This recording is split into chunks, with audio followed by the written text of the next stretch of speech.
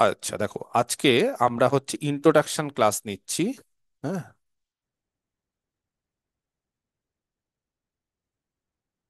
For West Bengal school service commission, WBSSC, বা আমরা সবকিছুর সিলেবাসই একসাথে শেষ করব, ওয়েস্ট বেঙ্গল মাদ্রাসা সার্ভিস কমিশন। বা হয়তো যেহেতু এই ব্যাচটা নিউ, হয়তো অনেকেই জানো যে রিসেন্টলি একটা পাবলিক সার্ভিস কমিশনেরও অ্যাডভার্টাইজমেন্ট বেরিয়েছে এবং সেই পরীক্ষাটাও হবে, সেটারও কোর্স যদি বলো তো এর মধ্যে কভার হয়ে যাবে, কিন্তু ওটার সময়টা একটু কম। যাই হোক, আমি সব বলে দিচ্ছি। তো আমরা যেই ব্যাচটা শুরু করছি সেটা হচ্ছে WBSSC ব্যাচ 8, আমার, হ্যাঁ, 8 নম্বর ব্যাচ এটা। অ্যাকচুয়ালি আমি এই নামগুলো দিই ফর সুবিধার জন্য, তোমাদের যাতে সুবিধা হয় বা কে কোন ব্যাচে আছো সেই ব্যাচের সঙ্গে আমার অ্যাডজাস্ট করতে সুবিধা হয়। তো এই যে ব্যাচটা, যেটা ইন্ট্রোডাকশন ক্লাস হচ্ছে আজকে, ঠিক আছে? তো আমি আগে কিছু কথা সবাইকে বলে দিই, সবাই শুনে নাও। আজকে যেহেতু পয়লা বৈশাখ বলে কিছুজন জয়েন করতে পারেনি, তো যারা যারা জয়েন করতে পারেনি তারা রেকর্ডিংটা দেখে নিবে। ইভেন আমার প্রত্যেকটা ক্লাসেরই রেকর্ডিং থাকে, সেই নিয়ে কোনো সমস্যা নেই। তো আজকে যে ক্লাসটা আমি নিচ্ছি, ইন্ট্রোডাকশন ক্লাস, সেই ক্লাসে আমরা কিছু জিনিস পদ্ধতি বলবো এবং আমার কিছু প্রসিডিওর আছে, পড়ানোর কিছু স্টাইল আছে, কিছু নিয়ম আছে, সেগুলো একটু বলে দিব। এবং তোমরা তোমাদের কিছু যদি কোয়ারি থাকে, অবশ্যই থাকবে, সেই কোয়ারি গুলো তোমরা অবশ্যই আমাকে জিজ্ঞেস করবে। কিন্তু তার আগে আমি আগে সবকিছু বলে দিচ্ছি, তাহলে আমার দিক থেকে আমি একদম 100% সবকিছু বলে দিব। তারপরও যদি তোমাদের কিছু কিছু কোয়ারি থাকে, অনেক কিছু থাকতেই পারে ইন্ডিভিজুয়ালি, সেটা আমাকে নিশ্চিন্তে জিজ্ঞেস করতে পারবে, ঠিক আছে? সবার আগে আমি তোমাদের বলে দিই, আমি কিন্তু তুমি করেই বলছি। হয়তো আমার থেকে কেউ সিনিয়রও হতে পারো বা হয়তো আমার সমবয়সী কেউ হতে পারো। আমি যেহেতু আমার কিছু স্টুডেন্ট এখানে থাকে, আমি আহ হয়তো আমার আপনি বলা উচিত, কিন্তু যাই হোক, আমি তুমি বলছি তাতে, মানে আমি কিন্তু কাউকে ডিসরেসপেক্ট করছি না, সবাইকে সম্মান দিয়ে আমি তুমি বলছি। ইভেন আমাকেও যদি কেউ চাও তো আপনি না বলে দাদা, বা এমনিও বলতে পারো তুমি বলে, কোনো অসুবিধা নেই। যার যেটা ইচ্ছে তা নিয়ে কোনো রকম মানে অসম্মানিত আমি কাউকে করছি না, ঠিক আছে? কারণ এখানে এই ব্যাচে অনেকেই আছে যাদের হয়তো 2016 সালের তারা চাকরি করতেন, টিচার ছিলেন, এবং তাদের সুপ্রিম কোর্টের রায়ে হয়তো তাদের এখন দোটানার মধ্যে আছেন, বা সেই রায়ে হয়তো তাদের জব চলে গেছে, তারা হয়তো আবার পরীক্ষা যেটা আমাদের হতে চলেছে WPSSCর, সেই পরীক্ষাতে হয়তো তারা বসবেন। তো তার ফলে ওনারাও অনেকে আছেন যারা হয়তো আমার থেকে সিনিয়রই হবেন বা আমার সমবয়সী হবেন, বা হলেও হয়তো 1-2 বছরের জুনিয়র হবে, তারাও হয়তো আমার এই ব্যাচে জয়েন করেছেন। তো তার ফলে আমি সবাইকেই তুমি করে বলছি। তবে আপনারা যদি চান তো আমি আপনি করেও বলতে পারি, কোনো অসুবিধা নেই। কিন্তু যেহেতু আমার কিছু স্টুডেন্ট আছে, তো আমি ইন্ডিভিজুয়ালি, যেহেতু অনলাইন ব্যাচ, আমি তো প্রত্যেককে চিনতে পারবো না যে কাকে কি বলছি, তো আমি ইন জেনারেল তুমি করেই বলছি, ঠিক আছে? তো যাই হোক, তো আমার এই যে ব্যাচটা শুরু করছি, এই ব্যাচটা মেনলি এসএসসি কে ফোকাস করি। এবং সবাইকে আমি বলে দিচ্ছি আরেকটা যেটা জিনিস, সেটা হচ্ছে আপনাদেরকে সবাইকে বলে দিচ্ছি যে রিসেন্টলি কিন্তু যারা খবরের সঙ্গে মোটামুটি যোগাযোগ রাখেন, তারা হয়তো জানবেন যে একটা মাদ্রাসা সার্ভিস কমিশনও কিন্তু রিসেন্টলি একটা বের হবে, এবং এটার কিন্তু কথাবার্তা চলছে। লাস্ট যে আমাদের মাদ্রাসা সার্ভিস কমিশনটা যেটা হয়েছিল 2023 সালে, সেই মাদ্রাসা সার্ভিস কমিশনের কিন্তু তারা পরীক্ষা নিয়ে ফেলেছেন, এবং পরীক্ষার রেজাল্টও কিন্তু বেরিয়ে গেছে। তারপর কিন্তু ইন্টারভিউ হয়ে গেছে, ইন্টারভিউ হওয়ার পর ভেরিফিকেশন, এবং আরেকবার ভেরিফিকেশন, দুবার হয়েছে সেখানে রিভেরিফিকেশন, আমি 9, 10, 11, 12-এর কথা বলছি। সেখানে ভেরিফিকেশন হওয়ার পর তারা কিন্তু প্রায়, যা খবর শুনছি তাতে কিছুদিনের মধ্যে হয়তো তারা রেজাল্ট বের করবে। হ্যাঁ, আপার প্রাইমারির ক্ষেত্রে একটা কেস চলছে, সেটা আলাদা, সেটা আমি জানি না সেটা কি হবে, বা সেটা 1লা মে-তে হিয়ারিং আছে। কিন্তু 9, 10, 11, 12 আপাতত কিছু কেস টেস নেই, এবং তারা খুব সম্ভবত একটা প্যানেল বা মেরিট লিস্ট বের করবেন, এবং সেখানে হয়তো কাউন্সিলিং হওয়ার পর সেখানে জয়েন করতে পারবেন যারা যারা চান্স পেয়েছেন। সেখানে খুব কম সিটি ছিল আমাদের ম্যাথমেটিক্সে। 9, 10-এর ক্ষেত্রে জেনারেলে ছিল 104টা, যেটা খুবই কম। 11, 12-এর ক্ষেত্রে অত্যন্ত কম ছিল, টোটাল 11টা সিট। আমি 19-20 হতে পারে, 11 থেকে 12টা হতে পারে, যাই হোক। কিন্তু এইবার যে সিটটা তারা বিভিন্ন খবরের মাধ্যমে বা বিভিন্ন সংবাদ মাধ্যমে আমরা জানতে পারছি, সেখানে কিন্তু তারা যেই সিটটা আগের বার ছিল তার থেকে 3 থেকে 4 গুণ এক্সট্রা বেশি সিট আছে। এবং ম্যাথামেটিক্স এমন একটা সাবজেক্ট যেখানে কিন্তু আগে যেটা হয়তো ধরে 120টা ছিল, সেখানে হয়তো, আমার যেটা আইডিয়া, সেখানে হয়তো 500-র উপরে সিট থাকবে। 500-র উপরে সিট এখন বর্তমানে খুব একটা খারাপ না, অনেকটাই। তো তার ফলে যারা যারা WBSSC দিতে পারবেন তারা কিন্তু সেই মাদ্রাসা সার্ভিস কমিশনও দিতে পারবেন। এবং আমি বলে রাখি, স্কুল সার্ভিস কমিশন আর মাদ্রাসা সার্ভিস কমিশনের সিলেবাস একদম এক, 100%। মানে কোনো রকম একটু এইদিক ওইদিক নেই, একদম 100% এক। মানে ওদের সিলেবাসটাই হচ্ছে এক। পাবলিক সার্ভিস কমিশনের ক্ষেত্রেও স্কুল টিচার নিয়োগ করে, তাদের সিলেবাসে 10% এইদিক ওইদিক থাকে, 10%, তার থেকে বেশি না, প্রায় 90% সেম। একটা পোর্শন ওখানে বুলিয়ান অ্যালজেব্রা থাকে পাবলিক সার্ভিস কমিশনের, আমাদের স্কুল সার্ভিস কমিশনে LPP থাকে, আর দু একটা চ্যাপ্টার 19-20 থাকে। কিন্তু এসএসসি, স্কুল সার্ভিস কমিশন আর মাদ্রাসা সার্ভিস কমিশনের কিন্তু সিলেবাস একদম 100% এক। এবার আমি ওই বিতর্কে যেতে চাইছি না, কারা পরীক্ষা দিতে পারবে না পারবে সেটা আপনাদের নিজস্ব ব্যাপার। যারা যারাই পরীক্ষা দিতে পারবে তারাই পড়াশোনা স্টার্ট করে দিন। এবং যারা 2016 সালের আগে ছিলেন তারা তো অবশ্যই পরীক্ষা দিতে পারবেন। ফ্রেশার্সরা পরীক্ষা দিতে খুব সম্ভবত হয়তো দিতে পারবেন না, যদি এটা ডিপেন্ড করছে যে এইবার তারা কিরকম ভ্যাকেন্সি ছাড়বে। তবে আমারও যেটা মনে হয় যে হয় তারা একসাথে সমস্ত ভ্যাকেন্সিটা ছাড়তে পারেন, আর আদারওয়াইজ হয়তো এরকম হতে পারে যে 25,000 যেই সিটটা আছে সেটা একটা, আর প্যারালালি হয়তো আরেকটা, ফেজ 1 ফেজ 2, তার ফলে কিন্তু সবাই একটা সুযোগ পাবে।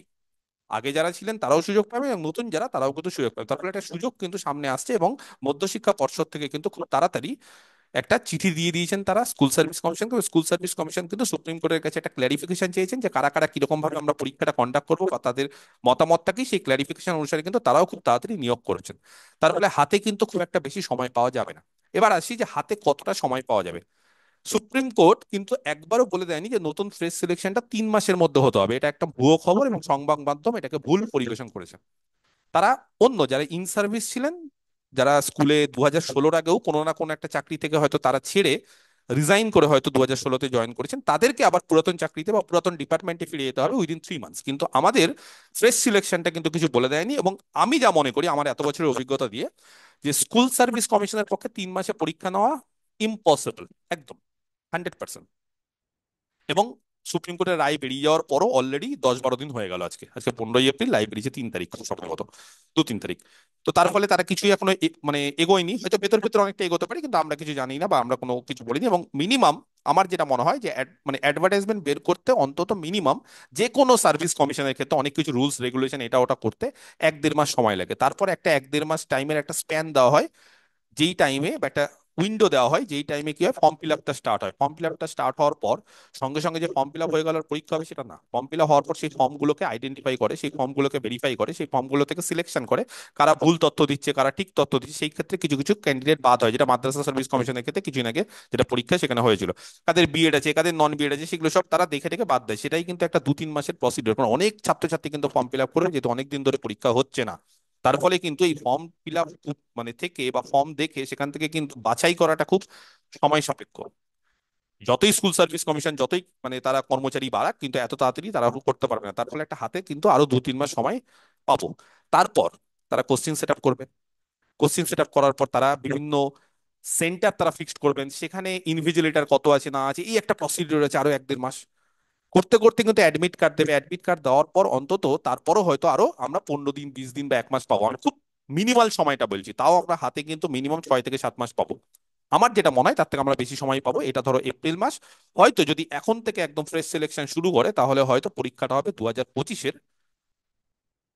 ওই নভেম্বর-ডিসেম্বরের দিকে, এই টাইমে, বা 2026-এর প্রথম দিকে হয়তো এই সময়ের দিকে একটা পরীক্ষা তারা কন্ডাক্ট করতে পারবে রিটেন। তারপর রেজাল্ট বের করতে আরো 1-2 মাস টাইম লাগবে। এখন ওএমআর খুব তাড়াতাড়ি হয়ে যায়। তারপর ইন্টারভিউ, ইন্টারভিউতেও কিন্তু আবার সমস্ত এক্সপার্টটা থাকতে হবে। সেখানে কিন্তু অনেক ক্যান্ডিডেট ইন্টারভিউতে চান্স পাবে, কত ইস্টু কত অনুপাতে সেটা এখনো জানি না।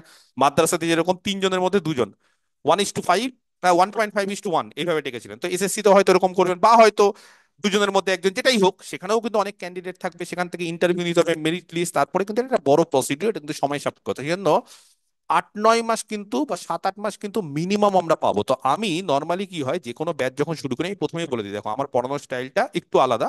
কেন আলাদা? কারণ আমি ওরকম ক্র্যাশ কোর্স 3 মাস 2 মাসের মধ্যে ওই সমস্ত কোর্স আমি বিক্রিও করতে পারি না। আর আমি ওইভাবে পড়াতেও পারি না ক্র্যাশ কোর্সে। আমি জানি না অনেকজন যারা হয়তো আরো ভালো পড়ান বা আরো হয়তো ভালো জানবেন কি করে তারা এত বড় সিলেবাস 3 বছরের বিএসসি সিলেবাস তারা ক্র্যাশ কোর্সে 2 মাসে কি করে শেষ করেন। আমার তো পক্ষে সম্ভব না এবং আমি নিজেও সেটা শেষ করতে পারবো না, কি পড়তেও পারবো না। আমার ফুল কোর্স আমার অ্যাপে থাকে। যাদের খুব তাড়াহুড়ো থাকে, স্যার আমি 1 মাসের মধ্যে সিলেবাস শেষ করবো, বেসিক্যালি ওটা হয় না। বা স্যার 2 মাসের মধ্যে পরীক্ষা, 3 মাসের মধ্যে পরীক্ষা হবে, স্যার সিলেবাস তাড়াতাড়ি, তারা ওটা বলি কিনে নিতে। একটা ফুল কোর্স থাকে, সেখানে 360টা ভিডিও আছে শুধু, প্রত্যেকটা ভিডিও 1.5 ঘন্টা থেকে 2 ঘন্টার। আমি যদি নর্মালি পার ডে যদি দুটো করে ভিডিও দেখতে বলি, যেটাও সম্ভব না, অনেক কিছু তার মধ্যে থাকে। একটা ভিডিও 1.5 ঘন্টা 2 ঘন্টা মানে অনেক কিছু জানতে হয়, অনেক কিছু পড়াই শেখাই, অনেক অঙ্ক করাই, সেগুলো করতে হয়।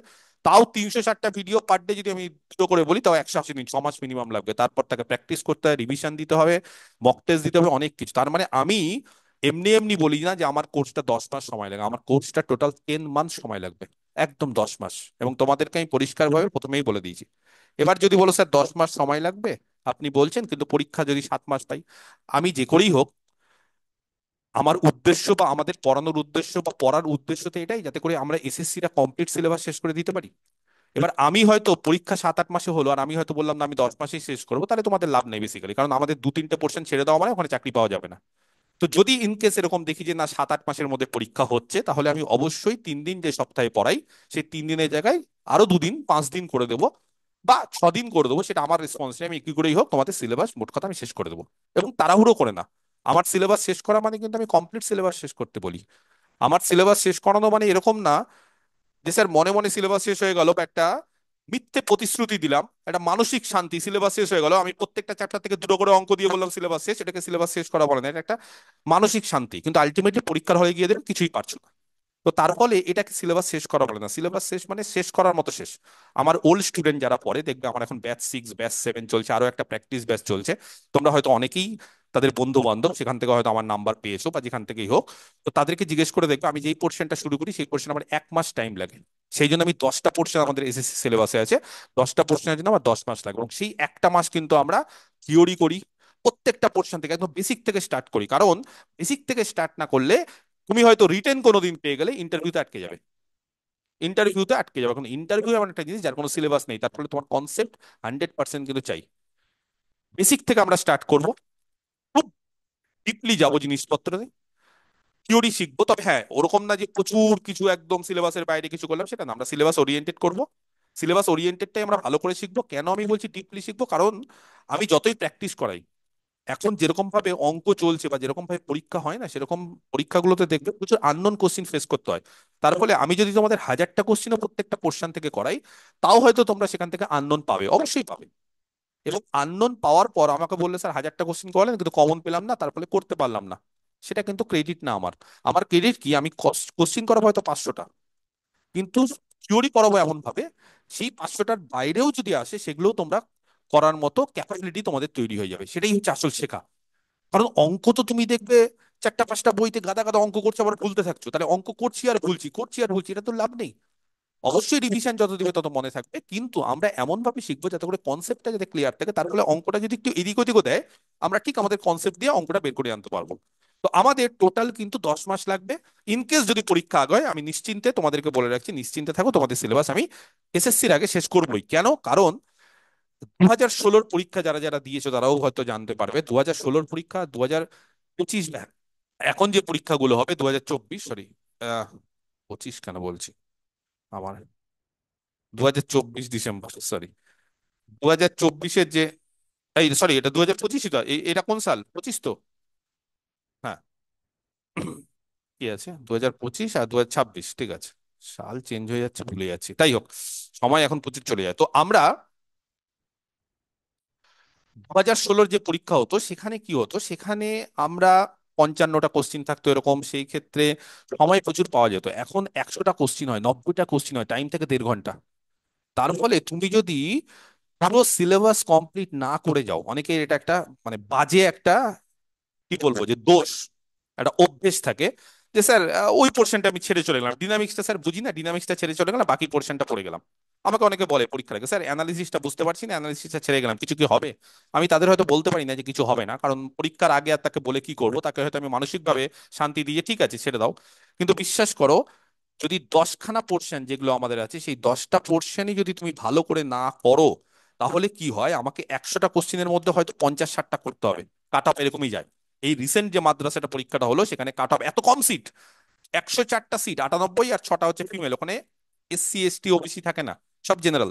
সেখানে কাট অফ হচ্ছে 9-10, বিশ্বাস করতে পারবে না, 44, আর 4টে কোশ্চিন ভুল ছিল, সেখানে 4 নম্বর পেয়ে 48। এই হচ্ছে ব্যাপার। 11-12-এ কাট অফ উঠেছে কত, 42 না 43। এত এত কম্পিটিশন, এতদিন ধরে পরীক্ষা হয়নি, তাও এত কম কাট অফ, যেখানে কোশ্চিন একদম জলের মতো সোজা। আমি, আমার ব্যাচের স্টুডেন্টরা মোটামুটি 60 থেকে 65টা কোশ্চিন কমন পেয়েছে, তাও বলছে স্যার অনেকে, স্যার করতে পারিনি, কেন করতে পারিনি, সময়ের অভাব। স্যার কেউ বলছে স্যার 30টা করছি, 35টা করেছি, 40টা করেছি। তার ফলে তুমি যদি পুরো সিলেবাসটা কভার না করে যাও, তাহলে সমস্যাটা কি হয় বলো তো? ধরো পুরো সিলেবাস কভার করে গেলে, এবার আমি দেখলাম ডিফারেন্সিয়াল ইকুয়েশন থেকে একটা অঙ্ক করেছে, দেখলাম এই অঙ্কটা করতে 3 মিনিট সময় লাগবে, অথচ আমি হয়তো ডিনামিক্স করে গেছি, ডিনামিক্স থেকে হয়তো কোশ্চিন কমন পেয়ে গেছি, কমন পেয়ে গেছি মানে ওগুলোতে 1-2 মিনিট লাগবে। তাহলে একটা কোশ্চিন করতে 3 মিনিট, আর ওখানে দুটো কোশ্চিন করতে 2 মিনিট, তাহলে কোনটা করবো? আমি 2 মিনিটে দুটো কোশ্চিন করবো, আমি অনেকটা এগিয়ে যাবো। এই ম্যানেজমেন্ট গুলো পরীক্ষায় বসে করতে হবে হলের মধ্যে 1.5 ঘন্টার মধ্যে।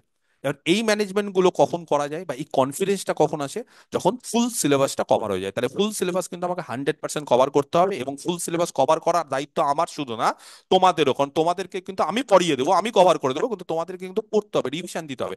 কারণ আমার স্টুডেন্টদেরকে আমি সবসময় বলি ফুল সিলেবাস কভার করতে, সেই জন্য মাদ্রাসাতে কিন্তু আমার 22 থেকে 23টা স্টুডেন্ট লাগিয়ে দিয়েছে 104টার মতো।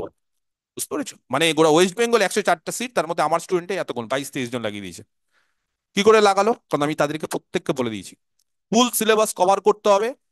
কোশ্চিন কঠিন দেখলে ছেড়ে দিবে, ছাড়ার কায়দা জানতে হবে, টেকনিক। ওই কোশ্চিন একটা ডিফারেন্সিয়াল ইকুয়েশন কমন পেলাম স্যার, এটা করতে পারবো না, হবে না, চলবে না, এটা ছেড়ে দাও। কেন ছেড়ে দাও? আমাদের 2 মিনিট সময় লাগবে, 3 মিনিট সময় নষ্ট হবে। একটা জিওমেট্রি আছে, জিওমেট্রিতে হয়তো 2D জিওমেট্রি 2 মিনিট সময় নষ্ট হবে না, তুমি অ্যানালিসিসে চলে যাও। 90টা কোশ্চিন বা 100টা কোশ্চিন, যতগুলো কোশ্চিন থাকবে প্রত্যেকটা কোশ্চিন আগে দেখতে হবে, সেখানেও কিন্তু 10 মিনিট সময় লাগে। সেই দেখতে হবে প্রত্যেকটা কোশ্চিন। কেন? কারণ ওই কোশ্চিন গুলো যত দেখবে তত তুমি বুঝতে পারবে এটা 30 সেকেন্ড লাগবে, এটা 2 সেকেন্ড লাগবে, এটা 5 সেকেন্ড লাগবে, এটা 1 মিনিট লাগবে।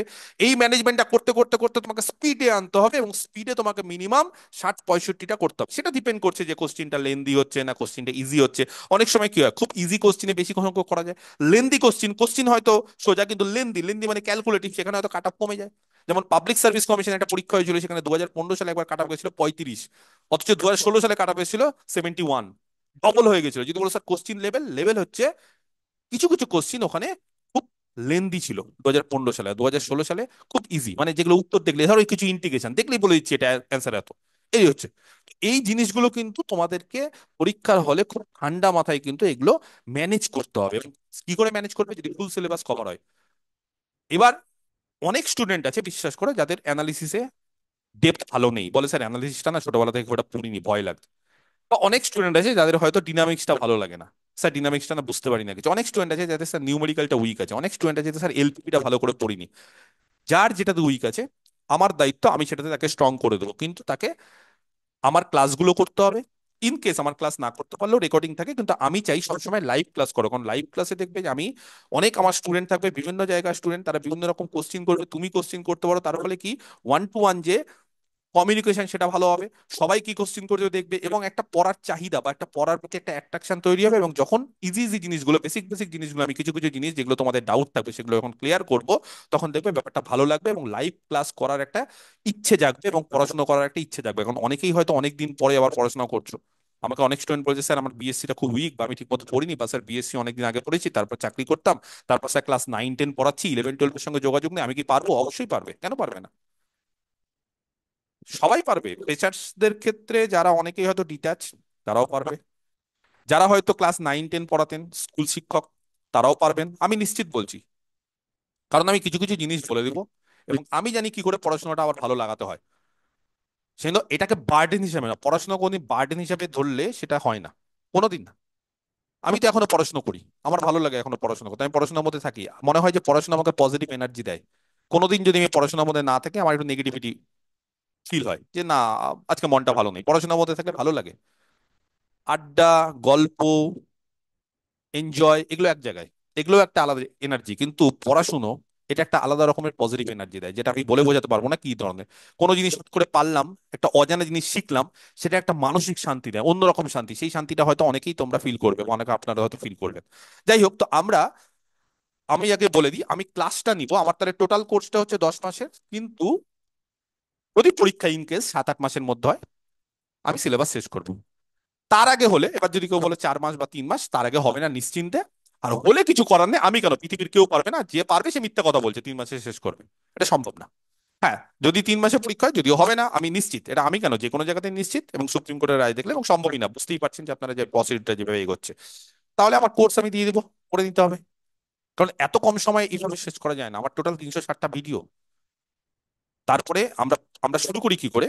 আমরা কিন্তু প্রথমে ধরো কোন একটা পোর্শন আমরা শুরু করলাম, যে কোনো একটা পোর্শন, সেই পোর্শনে থিওরি করাবো, থিওরির সঙ্গে সঙ্গে এমসিকিউ চলবে। থিওরি মানে কি, একটা পোর্শন হয়তো আমরা সাপোজ ক্লাসিক্যাল অ্যালজেব্রা শুরু করলাম, ক্লাসিক্যাল অ্যালজেব্রা থেকে হয়তো আমরা কমপ্লেক্স অ্যালজেব্রা পড়লাম, কমপ্লেক্স অ্যালজেব্রা থেকে থিওরি পাশাপাশি এমসিকিউ, কমপ্লেক্সের পর ইনইকুয়ালিটি, থিওরি এমসিকিউ, তারপর হয়তো theory of equation, theory MCQ, polynomial, তার রুট বের করা, রুটের মধ্যে সম্পর্ক, তারপর হয়তো কিছু ইন্টিজার আছে, নাম্বার থিওরি, থিওরি এমসিকিউ। তারপর এই যে সমস্ত কিছু হয়ে গেল, তারপর আবার এমসিকিউ সব পোর্শন থেকে, তারপরে মক টেস্ট। মক টেস্ট থাকবে, কারণ আমি যেটা শিখলাম সেটা আমি কি ঠিক শিখলাম, বা আমি কটা পারছি, আমার স্পিডটা খুব ফ্যাক্টর, কিন্তু স্পিড কিন্তু আমার লাগবে। আমি বারবার করে বলছি, এখন কিন্তু 100টা কোশ্চিন 1.5 ঘন্টা টাইম, 100টা কোশ্চিন 90 মিনিট টাইম, তারপরে স্পিড কিন্তু আমার লাগবে। স্পিড হচ্ছে মারাত্মক, এবং স্পিড, স্পিডে করলাম, খুব ফাস্ট করলাম কিন্তু অঙ্ক ভুল করে দিলাম, তাহলে কিন্তু হবে না। স্পিডের পাশাপাশি আমার কিন্তু অ্যাকুরেসি, স্পিড আর অ্যাকুরেসি, এই দুটো জিনিস আমার লাগবে। স্পিড আর অ্যাকুরেসি, দুটোর জন্য এই দুটো জিনিস আমার লাগবে, তাহলে আমার চাকরি বাদ, আমি বারবার করে বলছি। সেই স্পিড আর অ্যাকুরেসির জন্য কিন্তু সব থেকে যেটা ইম্পর্টেন্ট, মেরিটের থেকেও সেটা হচ্ছে হার্ড ওয়ার্ক। আমি মেরিটকে খুব একটা প্রায়োরিটি দিই না। হ্যাঁ, মেরিট থাকলে একটু অ্যাডভান্টেজ থাকে, কিন্তু হার্ড ওয়ার্ক এমন একটা জিনিস যেটা মেরিটকে ছাপিয়ে যায়। আর একটা কি, প্রেজেন্স অফ মাইন্ড, এই জিনিসটা খুব দরকার। যদি বলো স্যার প্রেজেন্স অফ মাইন্ড কেন, আমি তো খুব একটা বুদ্ধিমান না, এটা বুদ্ধিমত্তা না, এটা হচ্ছে পরীক্ষার হলে সেই সময় তোমার মাথাটা ফ্রেশ রাখতে হবে, এবং কিছু তোমাকে ডিসিশন নিতে হবে, কোনটা করব কোনটা ছাড়বো, কোনটা উত্তর এটা হবে কোনটা অন্যটা হবে। দুটোর মধ্যে হয়তো কনফিউশন হলো, সেটাকে ছেড়ে দেবো, কারণ নেগেটিভ খাবো না, এই জিনিসগুলো সেটাকে করবোটা না, আমি কিন্তু কোনো সময় যেটা জানি না শিওর সেটাকে কিন্তু করবো না। বা হয়তো অনেক সময় অনেক কোশ্চিন থাকে যেটা হয়তো আমি 70% এই দিকে শিওর, 30% এদিকে, আমাকে একটু বুঝে নিতে হবে। এই ম্যানেজমেন্টটা, এটা হচ্ছে প্রেজেন্স অফ মাইন্ড। তাহলে হার্ড ওয়ার্ক মানে প্রচন্ড পরিমাণে পড়তে হবে, রিভিশন দিতে হবে, আমি যা পড়াচ্ছি সেগুলো বারবার করে রিভিশন দিতে হবে, এবং বুদ্ধিমত্তা হচ্ছে পরীক্ষার হলে সেই প্রেজেন্স অফ মাইন্ডে কোনটা ছাড়বো কোনটা ধরবো, কোনটার অ্যান্সার কি হবে, কোশ্চিনটা ঠিকঠাক পড়লাম কিনা, ওএমআরসিটা ভালো করে গোল করলাম কিনা, স্পিডটা একটু দরকার। তো এই জিনিসগুলো কিন্তু আমার দরকার, তাহলে কিন্তু আমি নিশ্চিন্তে বলতে পারবো চাকরি কিন্তু বাধা তার। যারা এই জিনিসটা ফলো করে না, যাদের এইটা হয় না, বা পরীক্ষার হলে হয়তো খুব ভালো প্রিপারেশন, পরীক্ষার হয়তো গন্ডগোল করে দিল, তাদের কিন্তু চাকরি চলে যাবে, আর কিন্তু হবে না। সুযোগ কিন্তু খুব কম, বোঝাই যাচ্ছে, কারণ আমাদের ওয়েস্ট বেঙ্গল সরকার এসএসসি যেভাবে নিচ্ছে বা মাদ্রাসা যেভাবে নিচ্ছে, তাতে খুব রেট কম, 10 বছরে একবার। সেই ক্ষেত্রে আর হয়তো একবার সুযোগ পাবে, সেই সুযোগটাকে কিন্তু প্রত্যেকে ইউটিলাইজ করার চেষ্টা করো। এবং এটা যদি ইউটিলাইজ করার চেষ্টা না করো, হয়তো অনেকে ভাবতে পারে আগে ফর্মটা বেরোক না, ফর্মটা বেরোনোর পর তারপর প্রিপারেশন শুরু করবো।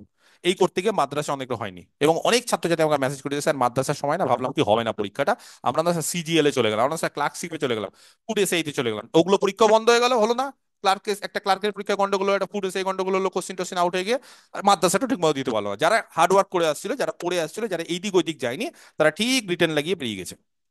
প্রচুর ছাত্রছাত্রী আমার করে দিয়েছে। তোরা বলছে স্যার আমরা পড়েই গেছি প্র্যাকটিস করে গেছি। এই হচ্ছে বিষয়। তো আমরা টোটাল 10 মাস সময় আমি এই কারণে চাইছি, যে আমার 10টা পোর্শন আছে। তো ডাব্লিউবিএসএসসি সিলেবাসটা যদি প্রত্যেকে আমি একটু বলে দিই, সবাই হয়তো জানো, তাও আমি, আমার দায়িত্ব হচ্ছে ডাব্লিউবিএসএসসি সিলেবাসটা একবার বলে দেওয়া। আচ্ছা, ডাব্লিউবিএসএসসি আর মাদ্রাসা সিলেবাস কিন্তু সেম, একদম সেম। ডাব্লিউবিএসএসসি সিলেবাস আর ডাব্লিউবিএমএসসি, সেই কারণে কিন্তু শুধুমাত্র এসএসসি দিব এটা না, যে কোনো পরীক্ষা যাদের সিলেবাস এইটা সেটাই দেওয়ার চেষ্টা করতে হবে। এবং আমার ব্যাচে যারা আমার স্টুডেন্টরা আছে, তাদেরকে আমি ইএমআরএস, যেটা একলব্য স্কুল, এনবিএস, কেপিএস, ওগুলো পরীক্ষা বিহার অনেক অনেক জায়গায় পেয়ে বসে আছে, তাও তারা পড়ছে, আবার স্যার এসএসসি দিব, আমি তো আটকাতে পারবো না যে না অবশ্যই এসএসসি দিবে। তো এইভাবে কিন্তু তারাও কিন্তু চলছে, যাই হোক। তো ডাব্লিউবিএসএসসি যে সিলেবাস আছে টোটাল, সেই সিলেবাসটা আমরা 10টা ভাগে ভাগ করে দিই। টোটাল 10টা পোর্শন আছে। কি কি 10টা পোর্শন আছে? সেই 10টা পোর্শনের মধ্যে কিছু থিওরি আছে, কিছু প্র্যাকটিক্যাল, কিছু হচ্ছে অ্যাপ্লাইড আছে। তো আমি যেইভাবে সিলেবাসটা লিখছি, আমরা এইভাবে শুরু করবো কিনা আমি জানি না, আমি ঠিক বলে দিবো যে আমি কোন পোর্শন শুরু করবো, তারপর নেক্সট কোন পোর্শন শুরু করবো, এগুলো সবই বলে দেবো। ঠিক আছে, এটা নিয়ে চিন্তার কিছু নেই। তো টোটাল আমাদের যেটা সিলেবাস আছে, সেই সিলেবাসে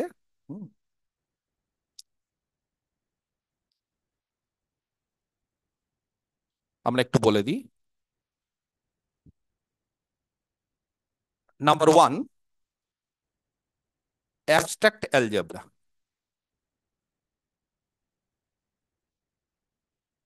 ঠিক আছে, এটা একটা পোর্শন। সকলেই আশা করি জানো যে অ্যাবস্ট্রাক্ট অ্যালজেব্রার মধ্যে কি আছে। আমাদের অ্যাবস্ট্রাক্ট অ্যালজেব্রার মধ্যে টোটাল 3টে পোর্শন আছে। আমি একটু সংক্ষেপে লিখছি, খুব বড় করে লিখছি না, এবং এর মাঝখানেও মানে এর ভেতরেও তো অনেক কিছু আছে, কিন্তু আমি একটু সংক্ষেপে লিখছি। এর মধ্যে একটা যেটা চ্যাপ্টার, সেটা হচ্ছে সেট রিলেশন ম্যাপিং, খুব ইম্পর্টেন্ট চ্যাপ্টার।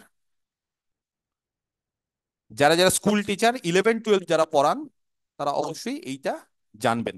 চিন্তার কিছু নেই, আরো ডিটেলসে আমরা পড়বো, আরো ছোট ছোট কোশ্চিন করবো, খুব ট্রিকি ট্রিকি কিছু কোশ্চিন করবো। এখন কোশ্চিন অ্যান্সার করতেই হবে, শুধু থিওরি পড়ে গেলাম তাহলে হবে না, সেটাকে প্র্যাকটিস করতে হবে প্রচুর।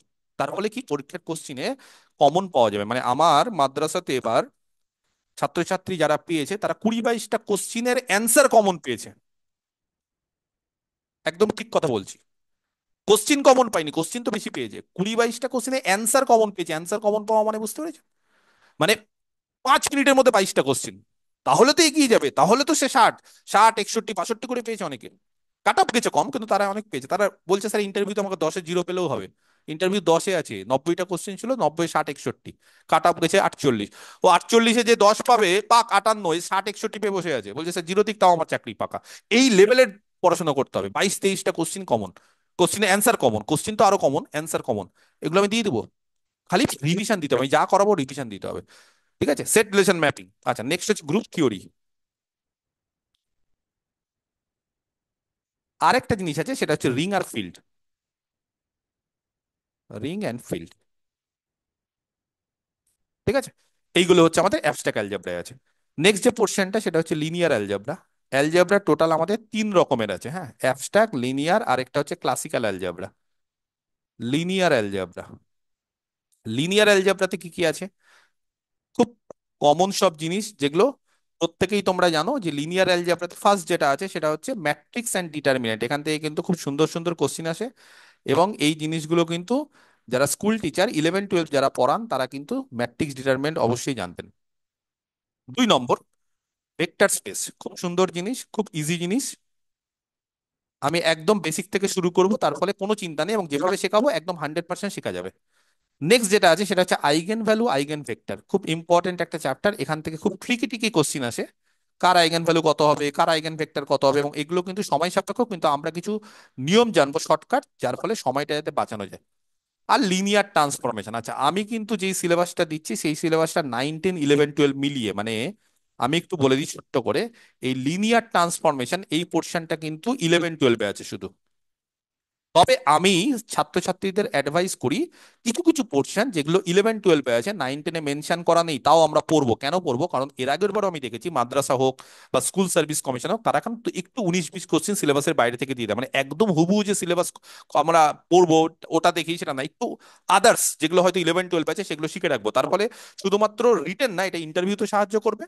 আর রিটেনেও কিন্তু অনেক সময়, যেমন এর আগের বার মাদ্রাসার ক্ষেত্রে, ওখানে এলপিপি একটা পেপার আছে কিন্তু গেম থিওরি থেকে কোশ্চিন এসেছে। এবার ওই নিয়ে কেস হয় না, একটা কোশ্চিন বাইরে এসেছে, কি হয়েছে কেউ কেসও করে না, কেউ হয়তো জানেও না অর্ধেকের বেশি, যেটা সিলেবাসে নেই। তো সেই ক্ষেত্রে কিন্তু একটু সিলেবাসের বাইরে কিন্তু আমাদেরকে পড়তে হবে।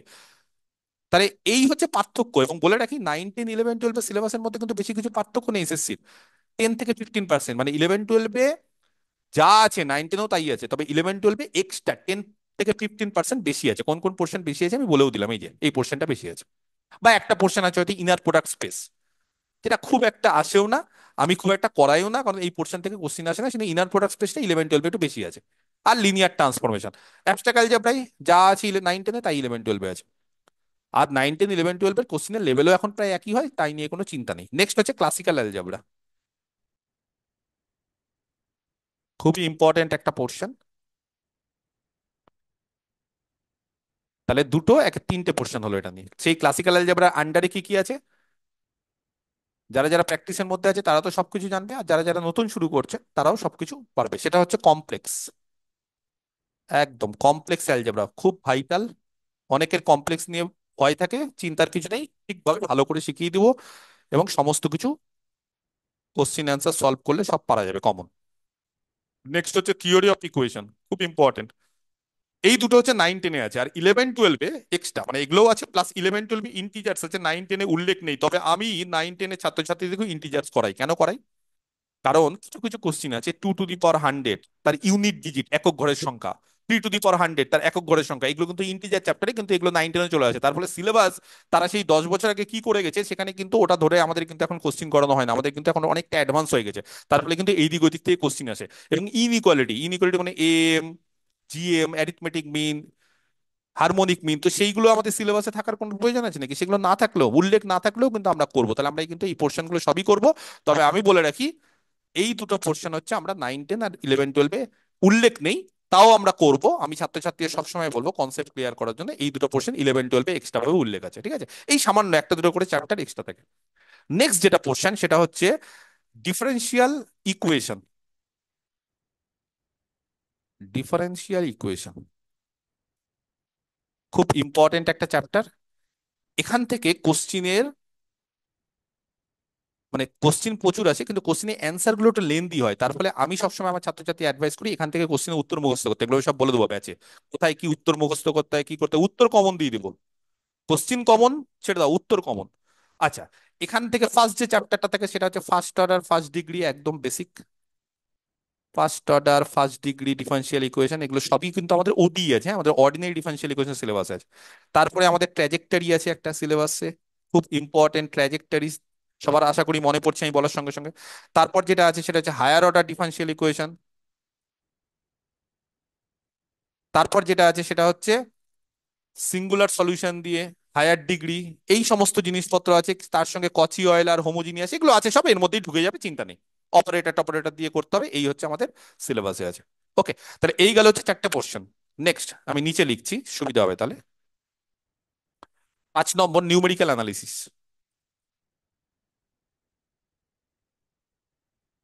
নিউমেরিক্যাল অ্যানালিসিস, এইটা আরেকটা পোর্শন। নিউমেরিক্যাল অ্যানালিসিসের আন্ডারে কি আছে?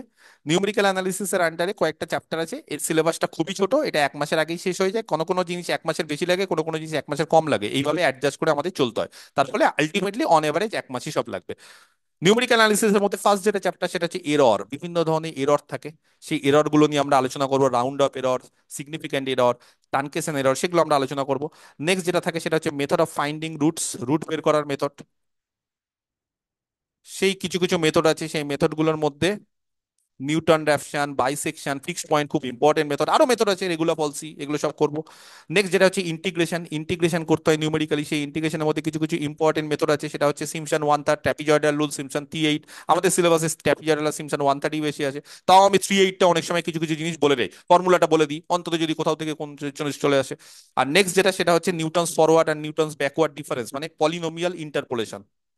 সেই পলিনোমিয়াল ইন্টারপোলেশনের মধ্যে Newton's forward, backward, divided difference, Lagrange interpolation, এই সমস্ত জিনিসপত্র আছে। ঠিক আছে, আমি একবারে লিখে দিচ্ছি, পলিনোমিয়াল ইন্টারপোলেশন। আমাদের কিন্তু সিলেবাস খুব একটা বেশি নাই, এই হচ্ছে সিলেবাস 9, 10, হ্যাঁ, 11, 12-এ কিন্তু এই পোর্শন আছে, পলিনোমিয়াল ইন্টারপোলেশন করা, আর কিছু difference interpolation with difference. Difference মানে হচ্ছে বিভিন্ন ধরনের ডিফারেন্স জানতে হবে, finite forward difference, backward difference, divided difference, তার সঙ্গে শিফটিং অপারেটর, তাদের মধ্যে রিলেশন। যাই হোক, তো এই মোটামুটি আমি কম বেশি করে সিলেবাসটা বলে রাখলাম। নিউমেরিক্যাল অ্যানালিসিস 9, 10, 11, 12 সব একই, এগুলো যা লিখছি তাহলে আপাতত 5টা পোর্শনের মধ্যে 11, 12-এ এই পোর্শন দুটো এক্সট্রা, এটা একটা এটা একটা, কিন্তু আমরা তাও করবো 9, 10-এর ক্ষেত্রেও। কেন করব? আমার ছাত্রছাত্রীদের বলা আছে যাই এক্সট্রা থাক আমরা শিখবো। কেন শিখবো? কারণ এখান থেকে কোশ্চিন চলে আসে, এবং এই জিনিসগুলো ম্যাপিং এর জিনিস, অনেকটা হেল্প হয় ম্যাপিং, তাহলে শেখা যাবে আরো ভালো করে। কারণ শুধুমাত্র তো আমাকে এটা দেখলে হবে না, আমাকে যেমন সেট রিলেশন ম্যাপিং এই জিনিসটা শিখলো, ম্যাপিং শেখা যায়। এই ইনইকুয়ালিটি শিখলে অনেক অঙ্ক করা যায়, থিওরি অফ ইকুয়েশনে অনেক অঙ্ক ইনইকুয়ালিটি কাজে লাগে, সেজন্য এগুলো আমাদের করতে হবে। ওকে, নেক্সট আমাদের হচ্ছে জিওমেট্রি, একদম সোজা একটা চ্যাপ্টার, কিন্তু এই চ্যাপ্টারের সমস্যা হচ্ছে জিওমেট্রি করতে সময় লাগে। তার ফলে জিওমেট্রি থেকে সবাই কমন পায়, কিন্তু এক একটা অঙ্ক করতে 2-3 মিনিট। ফলে কমন পেলেও এই জায়গার কোশ্চেন গুলো অনেকে ছেড়ে দিয়ে আসে সময়ের অভাবে, মানে অন্যান্য কোশ্চেন করে। তো সেগুলো আস্তে আস্তে শিখতে হবে, জানতে হবে, উত্তর মুখস্থ করতে হবে, যাতে করে সময় কম লাগে। জিওমেট্রির ক্ষেত্রে আমাদের সিলেবাস হচ্ছে 2D, 2Dর মধ্যে transformation of access, transformation of access, এগুলো ইভেন যারা 11, 12-এর টিচার তাদের এগুলো সব আছেও। পেয়ার অফ স্ট্রেট লাইন, বেশিরভাগ যারা 11, 12-এ পড়ান তারা অনেক কিছুই সিলেবাসে আমাদের থাকে, কারণ এখন কি হয়, অনার্সের জিনিসপত্র প্রচুর 11, 12-এ ঢুকে গেছে মডিফাই হয়ে। তার ফলে তাদের ক্ষেত্রে খুব সুবিধাই হবে, কোনো অসুবিধা হবে না। Tangent normal,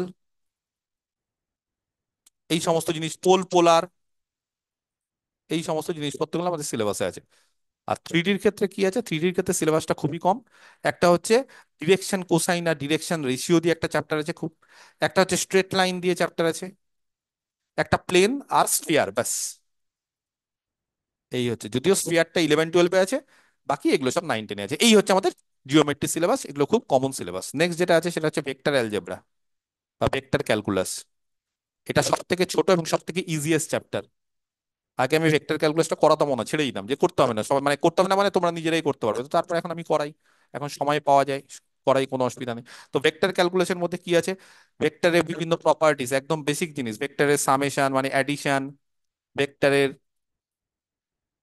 subtraction, resultant vector, এই যে বিভিন্ন ধরনের প্রপার্টিস গুলো সেগুলো। তারপরে হচ্ছে যেটাকে বলে স্কেলার আর ভেক্টর প্রোডাক্ট, বা যার আরো ভালো নাম হচ্ছে dot and cross product. Dot product, cost product সব আশা করি মনে পড়ছে আমি যেভাবে বলছি। নেক্সট যেটা আছে সেটা হচ্ছে তার triple product, scalar triple product, vector triple product, four product, এগুলো সব আছে। ট্রিপল বা ফোর, ফোর প্রোডাক্টস, এগুলো সিলেবাসে আছে। আচ্ছা, নেক্সট যেটা আছে সেটা হচ্ছে অ্যাপ্লিকেশন অফ, বিভিন্ন ধরনের অ্যাপ্লিকেশন, ফোর্স বা অন্যান্য জিওমেট্রিক্যালে আর কিছু ডিফারেন্সিয়েশনের জিনিসপত্র আছে, ব্যাস। ইন্টিগ্রেশন কিন্তু নেই, ভেক্টর ইন্টিগ্রেশন আমাদের সিলেবাসে নেই, না 9 10 11 12। ভেক্টর ইন্টিগ্রেশন থাকলে স্টোকস থিওরেম, গ্রিনস থিওরেম গুলো থাকা উচিত ছিল, কিন্তু এগুলো নেই। যাই হোক, ভালোই হলো, সিলেবাসটা ছোট হয়ে গেল। নেক্সট যেটা আমাদের আছে সেটা হচ্ছে, তাহলে কটা পোর্শন হলো? 1 2 3 4 5 6 7টা পোর্শন হয়ে গেল। নেক্সট যেটা আছে সেটা হচ্ছে আমাদের প্রবাবিলিটি স্ট্যাট। আচ্ছা, তার আগে একটা জিনিস দিই, আরেকটা পোর্শন আছে সেটা হচ্ছে ডিফারেন্সিয়াল ক্যালকুলাস। এই পোর্শনটা হচ্ছে সব থেকে বড়, মানে এটাকে আমি ক্যালকুলাস বলছি। ক্যালকুলেশন মধ্যে দুটো পোর্শন আছে, হ্যাঁ, এটা একদম একটা পোর্শন বলছি, সব থেকে বড় পোর্শন, এবং এটা হচ্ছে ভাইটাল পোর্শন, এবং এই পোর্শনে ছাত্রছাত্রীদের বেশি অসুবিধা আমি দেখেছি, আমার অভিজ্ঞতা দিয়ে বলছি। এবং অনেকে যারা খুব ভালো তারা আবার এটাতেই তাদের প্লাস পয়েন্ট, পজিটিভ এটাই। তো ক্যালকুলাসের ক্ষেত্রে টোটাল হচ্ছে আমাদের, হ্যাঁ, তাহলে মোটামুটি আপাতত 7টা পোর্শনের মধ্যে 9 10 11 12 প্রায় একই সব। এইবার যে পোর্শন গুলো দেবো সেখানে 9 10 11 12টা একটু আলাদা। তো আমাদের যেটা আছে ক্যালকুলাসের মধ্যে সেটা হচ্ছে ডিফারেন্সিয়াল ক্যালকুলাসের মধ্যে রিয়াল অ্যানালাইসিস।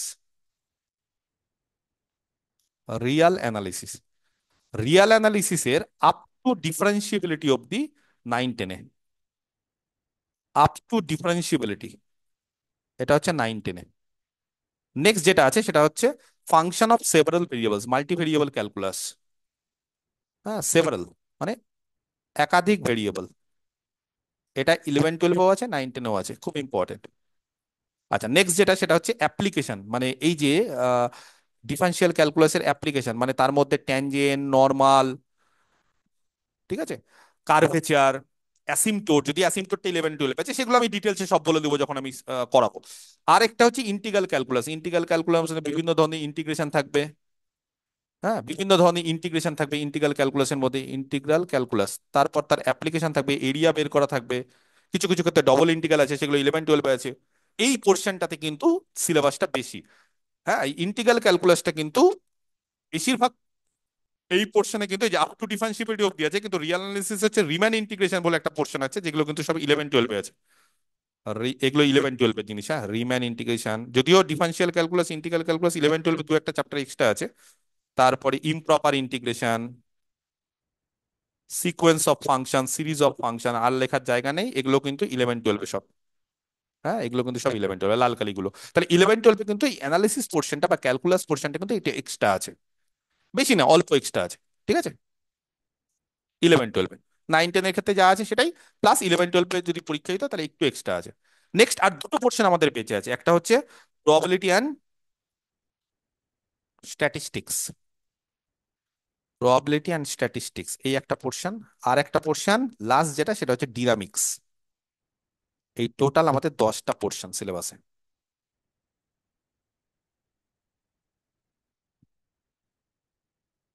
আচ্ছা, প্রবাবিলিটি স্ট্যাটিস্টিক্স এর মধ্যে কি আছে? প্রবাবিলিটি স্ট্যাটিস্টিক্স এর মধ্যে দুটো পোর্শন, একটা প্রবাবিলিটি, একটা স্ট্যাটিস্টিক্স। 9 10-এর ক্ষেত্রে স্ট্যাটিস্টিক্সটা খুব কম, 11 12-এর ক্ষেত্রে ওই পোর্শনটাই এক্সট্রা। মানে এই যে লাস্ট তিনটে পোর্শন করবো সেখানে 11 12-এ কিছু কিছু এক্সট্রা জিনিস আছে। প্রবাবিলিটি স্ট্যাটিস্টিক্স এর ক্ষেত্রে ও আরেকটা পোর্শন আছে এলপিপি। এটা কটা হলো? 4 2, তাহলে 11টা পোর্শন আছে টোটাল, সরি। ঠিক আছে, এলপিপি বলে একটা পোর্শন আছে, যাই হোক, ঠিক আছে। তো নিউমেরিক, সরি, আমাদের কি করছিলাম, প্রবাবিলিটি স্ট্যাটিস্টিক্স। প্রবাবিলিটি স্ট্যাটিস্টিক্স এর মধ্যে বিভিন্ন ধরনের, প্রথমে হচ্ছে ডেফিনেশন আছে, বিভিন্ন ধরনের প্রবলেমস আছে, প্রবাবিলিটির বিভিন্ন প্রবলেম গুলো, যে টসিং প্রবলেম, তারপর ডাই থ্রো করতে হয়, কয়েনের প্রবলেম, এই ধরনের প্রবলেম গুলো আছে। নেক্সট আমাদের কন্ডিশনাল প্রবাবিলিটি আছে।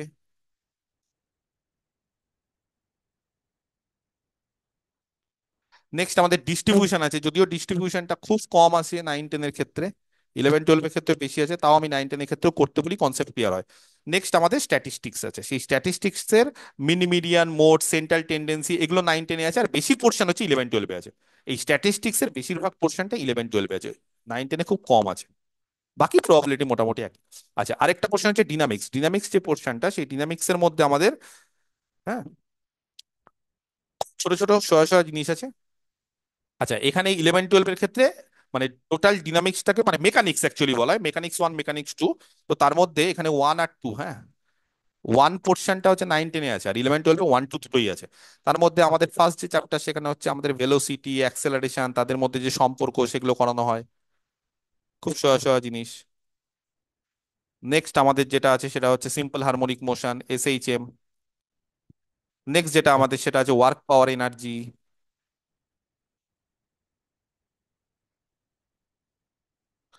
নেক্সট যেটা আছে আমাদের সেটা হচ্ছে ইম্পালস।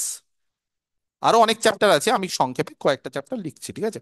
নেক্সট যেটা আছে সেটা হচ্ছে সেন্ট্রাল অরবিট, বিভিন্ন ধরনের মোশন, এগুলো কিন্তু সব আমাদের সিলেবাসে আছে, ঠিক আছে। তো এই হচ্ছে, আর ডিনামিক্স টু কিন্তু আরো অন্যান্য জিনিস আছে যেটা আমি এখন লিখছি না, সেটা 11-12 জিনিসপত্র আছে। আর একটা পোর্শন আমি এখানে একটু লিখে দিই, সেটা হচ্ছে আমাদের যেটা আছে সেটা হচ্ছে LPP, linear programming problem. Total 11টা পোর্শন আছে। ভেক্টরটা খুবই সামান্য, এই ভেক্টর ক্যালকুলাস এটাকে একটা পোর্শন হিসেবে আমরা অনেক সময় ধরিও না, যে খুব সিলেবাস ছোট এবং খুব তাড়াতাড়ি হয়ে যায়। তার ফলে এটা হচ্ছে LPP, লিনিয়ার প্রোগ্রামিং প্রবলেম। এই 11টা পোর্শন আছে, আমার 10 মাস সময় লাগবে। তো এই লিনিয়ার প্রোগ্রামিং প্রবলেম যেটা আছে, সেই লিনিয়ার প্রোগ্রামিং প্রবলেমের মধ্যে গেম থিওরি কিন্তু আমাদের সিলেবাসে নেই, কিন্তু আগেরবার গেম থিওরি থেকে একটা কোশ্চিন এসেছিল। তার ফলে যারা গেম থিওরি এক্সট্রা করে গেছিল তারা পেরেছে, আর যারা করেনি একদম সোজা কোশ্চিন এসেছিল। তো আমাদের এই LPP থেকে যেগুলো সিলেবাসে আছে সেটা হচ্ছে 1 নম্বর গ্রাফিক্যাল মেথড। কোশ্চিন আসে এখান থেকে, খুব ভালো ভালো কোশ্চিন আসে গ্রাফিক্যাল মেথড। সেই মেথড দিয়ে শিখিয়ে দেবো, কোনো চিন্তা নেই, যে কোনো অঙ্ক পারা যাবে। নেক্সট আমাদের আছে হচ্ছে বেসিক ফিজিবল সলিউশন, যেটাকে BFS বা এক্সট্রিম পয়েন্ট, এই জায়গাগুলো থেকে কোশ্চিন বেশি আসে। হ্যাঁ, যেগুলো আমাদের কনসেপচুয়াল জায়গা সেখান থেকে বেশি আসে। নেক্সট যেখান থেকে বেশি আছে সেটা হচ্ছে ট্রান্সপোর্টেশন অ্যাসাইনমেন্ট। যদি বলো স্যার এর আগে তো সিমপ্লেক্স টিমপ্লেক্স করেছি, সেখান থেকে বেশি কোশ্চিন আসে না, ওখান থেকে বেশি আসে না, কারণ ওগুলো পদ্ধতি খুব বড় বড় পদ্ধতি, সিমপ্লেক্স অ্যাসাইনমেন্ট এই সমস্ত জায়গা থেকে কোশ্চিন আসে। তাও মানে ট্রান্সপোর্টেশন আছে, তাও আমাদের সিমপ্লেক্স মেথড সিলেবাসে আছে। আরেকটা যেটা ইম্পর্টেন্ট জায়গা সেটা হচ্ছে ডুয়ালিটি। এই ডুয়ালিটি থেকেও খুব আসে, কেক আর ডুয়ালিটি, বা বিশেষ করে থিওরি গুলো খুব আসে। তাহলে এই হচ্ছে টোটাল আমাদের সিলেবাস। তার মধ্যে 11-12 এর ক্ষেত্রে এই ক্যালকুলাসে একটু এক্সট্রা আছে, প্রবাবিলিটির ক্ষেত্রে এই পোর্শনটা এক্সট্রা আছে, আর ডিনামিক্স টু হচ্ছে 11-12 এক্সট্রা, আর বাকি হচ্ছে এই দুটো তিনটে চ্যাপ্টার। তাহলে বেশি পোর্শন এক্সট্রা না, জাস্ট 10 থেকে 15% এক্সট্রা 11-12। তবে 9-10 যেটা আছে 11-12 সমস্ত সেটা পড়তে হবে, এরকম না যে 9-10 সিলেবাস আলাদা 11-12 আলাদা, না, 9-10 সিলেবাস যা আছে 11-12 সবাই ওটাকে পড়তে হবে। তারপর প্লাস এক্সট্রা পড়তে হবে। সেই এক্সট্রা গুলো আমি 11-12 যারা যারা পরীক্ষা দিচ্ছে তাদেরকে আমি শেষের দিকে করে দিই, আগে 9-10 সিলেবাসটা আমি শেষ করে দিই, সেটা 11-12 সবাই আছে একই জিনিস। তারপর লাস্টে 1 মাস 1.5 মাস আমরা এক্সট্রা 11-12 শেষ করে দিব। বুঝে গেছে? তাহলে এই হলো আমাদের সিলেবাস। আমরা প্রত্যেকটা পোর্শন আমাদের 1 মাস কম বেশি লাগে, হয়তো এই পোর্শনটা ক্যালকুলাসটা আমাদের বেশি লাগে 1.5 মাস, ভেক্টরটা হাফ মাসে হয়ে যাবে, নিউমেরিক্যাল আমাদের 1 মাসের কমে লাগবে, ডিফারেন্সিয়াল ইকুয়েশন 1 মাসের কম লাগবে, আবার অ্যাবস্ট্রাক্ট অ্যালজেব্রা বা লিনিয়ার অ্যালজেব্রা একটু বেশি লাগবে, ক্লাসিক্যাল অ্যালজেব্রা বেশি লাগবে। তো এই হিসাব নিকাশ করে আমি মোটামুটি আমার 10 মাস টাইম লাগে, তার আগে আমি সিলেবাস শেষ। LPP যেরকম কম লাগে অনেক, ডিফারেন্সিয়াল ইকুয়েশন কম লাগে, তো এই হচ্ছে কম বেশি করে আমাদের টোটাল 10 মাস লাগবে। এবং আমরা কি করব, আমরা প্রথমে প্রত্যেকটা পোর্শনের থিওরি আর MCQ একসাথে, আমার পড়ানোর স্টাইল হচ্ছে থিওরি হবে প্লাস সঙ্গে সঙ্গে MCQ চলবে। থিওরি আগে শেষ করে দিলাম তারপরে MCQ না, থিওরি হবে MCQ হবে, থিওরি MCQ একই দিনে, এরকম হবে যে কিছু থিওরি শিখলাম MCQ করলাম। তারপর মক টেস্ট, একটা করে পোর্শন শেষ হবে, সেখান থেকে মক টেস্ট, দুটো পোর্শন শেষ হবে, দুটো পোর্শন থেকে মক টেস্ট, তিনটা পোর্শন শেষ হবে, তিনটা পোর্শন থেকে মক টেস্ট, সব পোর্শন শেষ হবে, ফুল মক টেস্ট। পরীক্ষার আগে ফুল মক টেস্ট চলবে, একদম 90 মার্কের কোশ্চিন হয়, 3টে 4টে 5টা করে ফুল মক টেস্ট, সেখানে সবকিছু করা যায়। ক্লাস কোথায় হবে? আমার ক্লাস হবে হচ্ছে জুম অ্যাপে। হ্যাঁ, লাইভ ক্লাস জুম অ্যাপে, যেটা তোমাদের অলরেডি যারা ব্যাচে জয়েন করে গেছো তাদের আমি লিংক দিয়ে দিয়েছি। সেই লিঙ্কটা কিন্তু চেঞ্জ হতে পারে, কারণ আদার্স অন্যান্য জায়গা থেকে অনেকে জয়েন করে, তাদেরকে করা যাবে না। আমি যারা যারা গ্রুপে আছে সেই 1 মাস অন্তর অন্তর আমরা লিঙ্ক অনেক সময় চেঞ্জ করে দিই। সেই লাইভ ক্লাসটা হচ্ছে জুম অ্যাপে, লিঙ্কটা আমি দিয়ে দিয়েছি। সেই জুম অ্যাপে আমি যখনই জয়েন করবো তার 2-3 মিনিট আগে, আজকে যেরকম জয়েন করার আগে বলে দিলাম আমি অনলাইন হচ্ছি, আমি অনলাইন হয়ে যাবো, তোমরা সব জয়েন করে যাও, ঠিক আছে? এই হচ্ছে ব্যাপার। সেটা আগের থেকে একদম জয়েন করার দরকার নেই যে স্যার জয়েন করবে তার 5 মিনিট আগে জয়েন করে যাও, ওরকম ব্যবস্থাও নেই, কারণ আমি জয়েন করলে লিঙ্কটা অ্যাক্টিভেট হয়, তারপর তোমরা জয়েন করে যাবে। এবং লিঙ্ক দেওয়া আছে, ইউজার আইডি পাসওয়ার্ড দেওয়া আছে, যেটা ইচ্ছে দিয়ে জয়েন করতে পারো। এবং আমি হওয়ার পরই জয়েন করি, ঠিক আছে, আমি আগে জয়েন করার পর। আচ্ছা, আমার নিজস্ব অ্যাপ আছে, সেখানে সব রেকর্ডিং গুলো, প্রত্যেকটা জিনিস সব রেকর্ডিং থাকবে, যা বললাম, ইনক্লুডিং আজকের ইন্ট্রোডাকশন ক্লাস। সেই রেকর্ডিং ক্লাসগুলো হচ্ছে আমার যে অ্যাপটার নাম আছে সেটা হচ্ছে ক্যালকুলেট এক্স, আমার নামও আছে ব্র্যাকেটে সুদীপ চক্রবর্তী। আমি লিংক দিয়েও দিয়েছি, না হলে প্লে স্টোরে গিয়ে ডাউনলোড করা যাবে, প্লে স্টোর, সেখান থেকে ডাউনলোডও করা যাবে, নাম দিলেই হয়ে যাবে। বোঝা গেছে? আচ্ছা, এইবার সমস্ত বিষয় বলি। এটা ডাউনলোড করার পর লগ ইন করতে হবে, মোবাইল নাম্বার দিয়ে লগ ইন, হ্যাঁ, এখানে মোবাইল নাম্বার দিয়ে লগ ইন করতে হবে। একটা ওটিপি আসবে, মোবাইল দিয়ে অ্যাপ ট্যাপ হয়, মোবাইল নাম্বার দিলাম, নিজের মোবাইল, আচ্ছা মোবাইল নাম্বারটা কিন্তু খুব ভাইটাল, যেই মোবাইল নাম্বার দিয়ে আমার সেভ করা আছে আমার কাছে আমার হোয়াটসঅ্যাপে, তোমরা যেই মোবাইল নাম্বার দিয়ে আমার গ্রুপে আছো সেই মোবাইল নাম্বারে কিন্তু চলবে। আর যদি বলো স্যার অন্য, তাহলে আমাকে ওটা ফোন করে চেঞ্জ করে দিতে হবে, ঠিক আছে, আমাকে ওটা জানাতে হবে।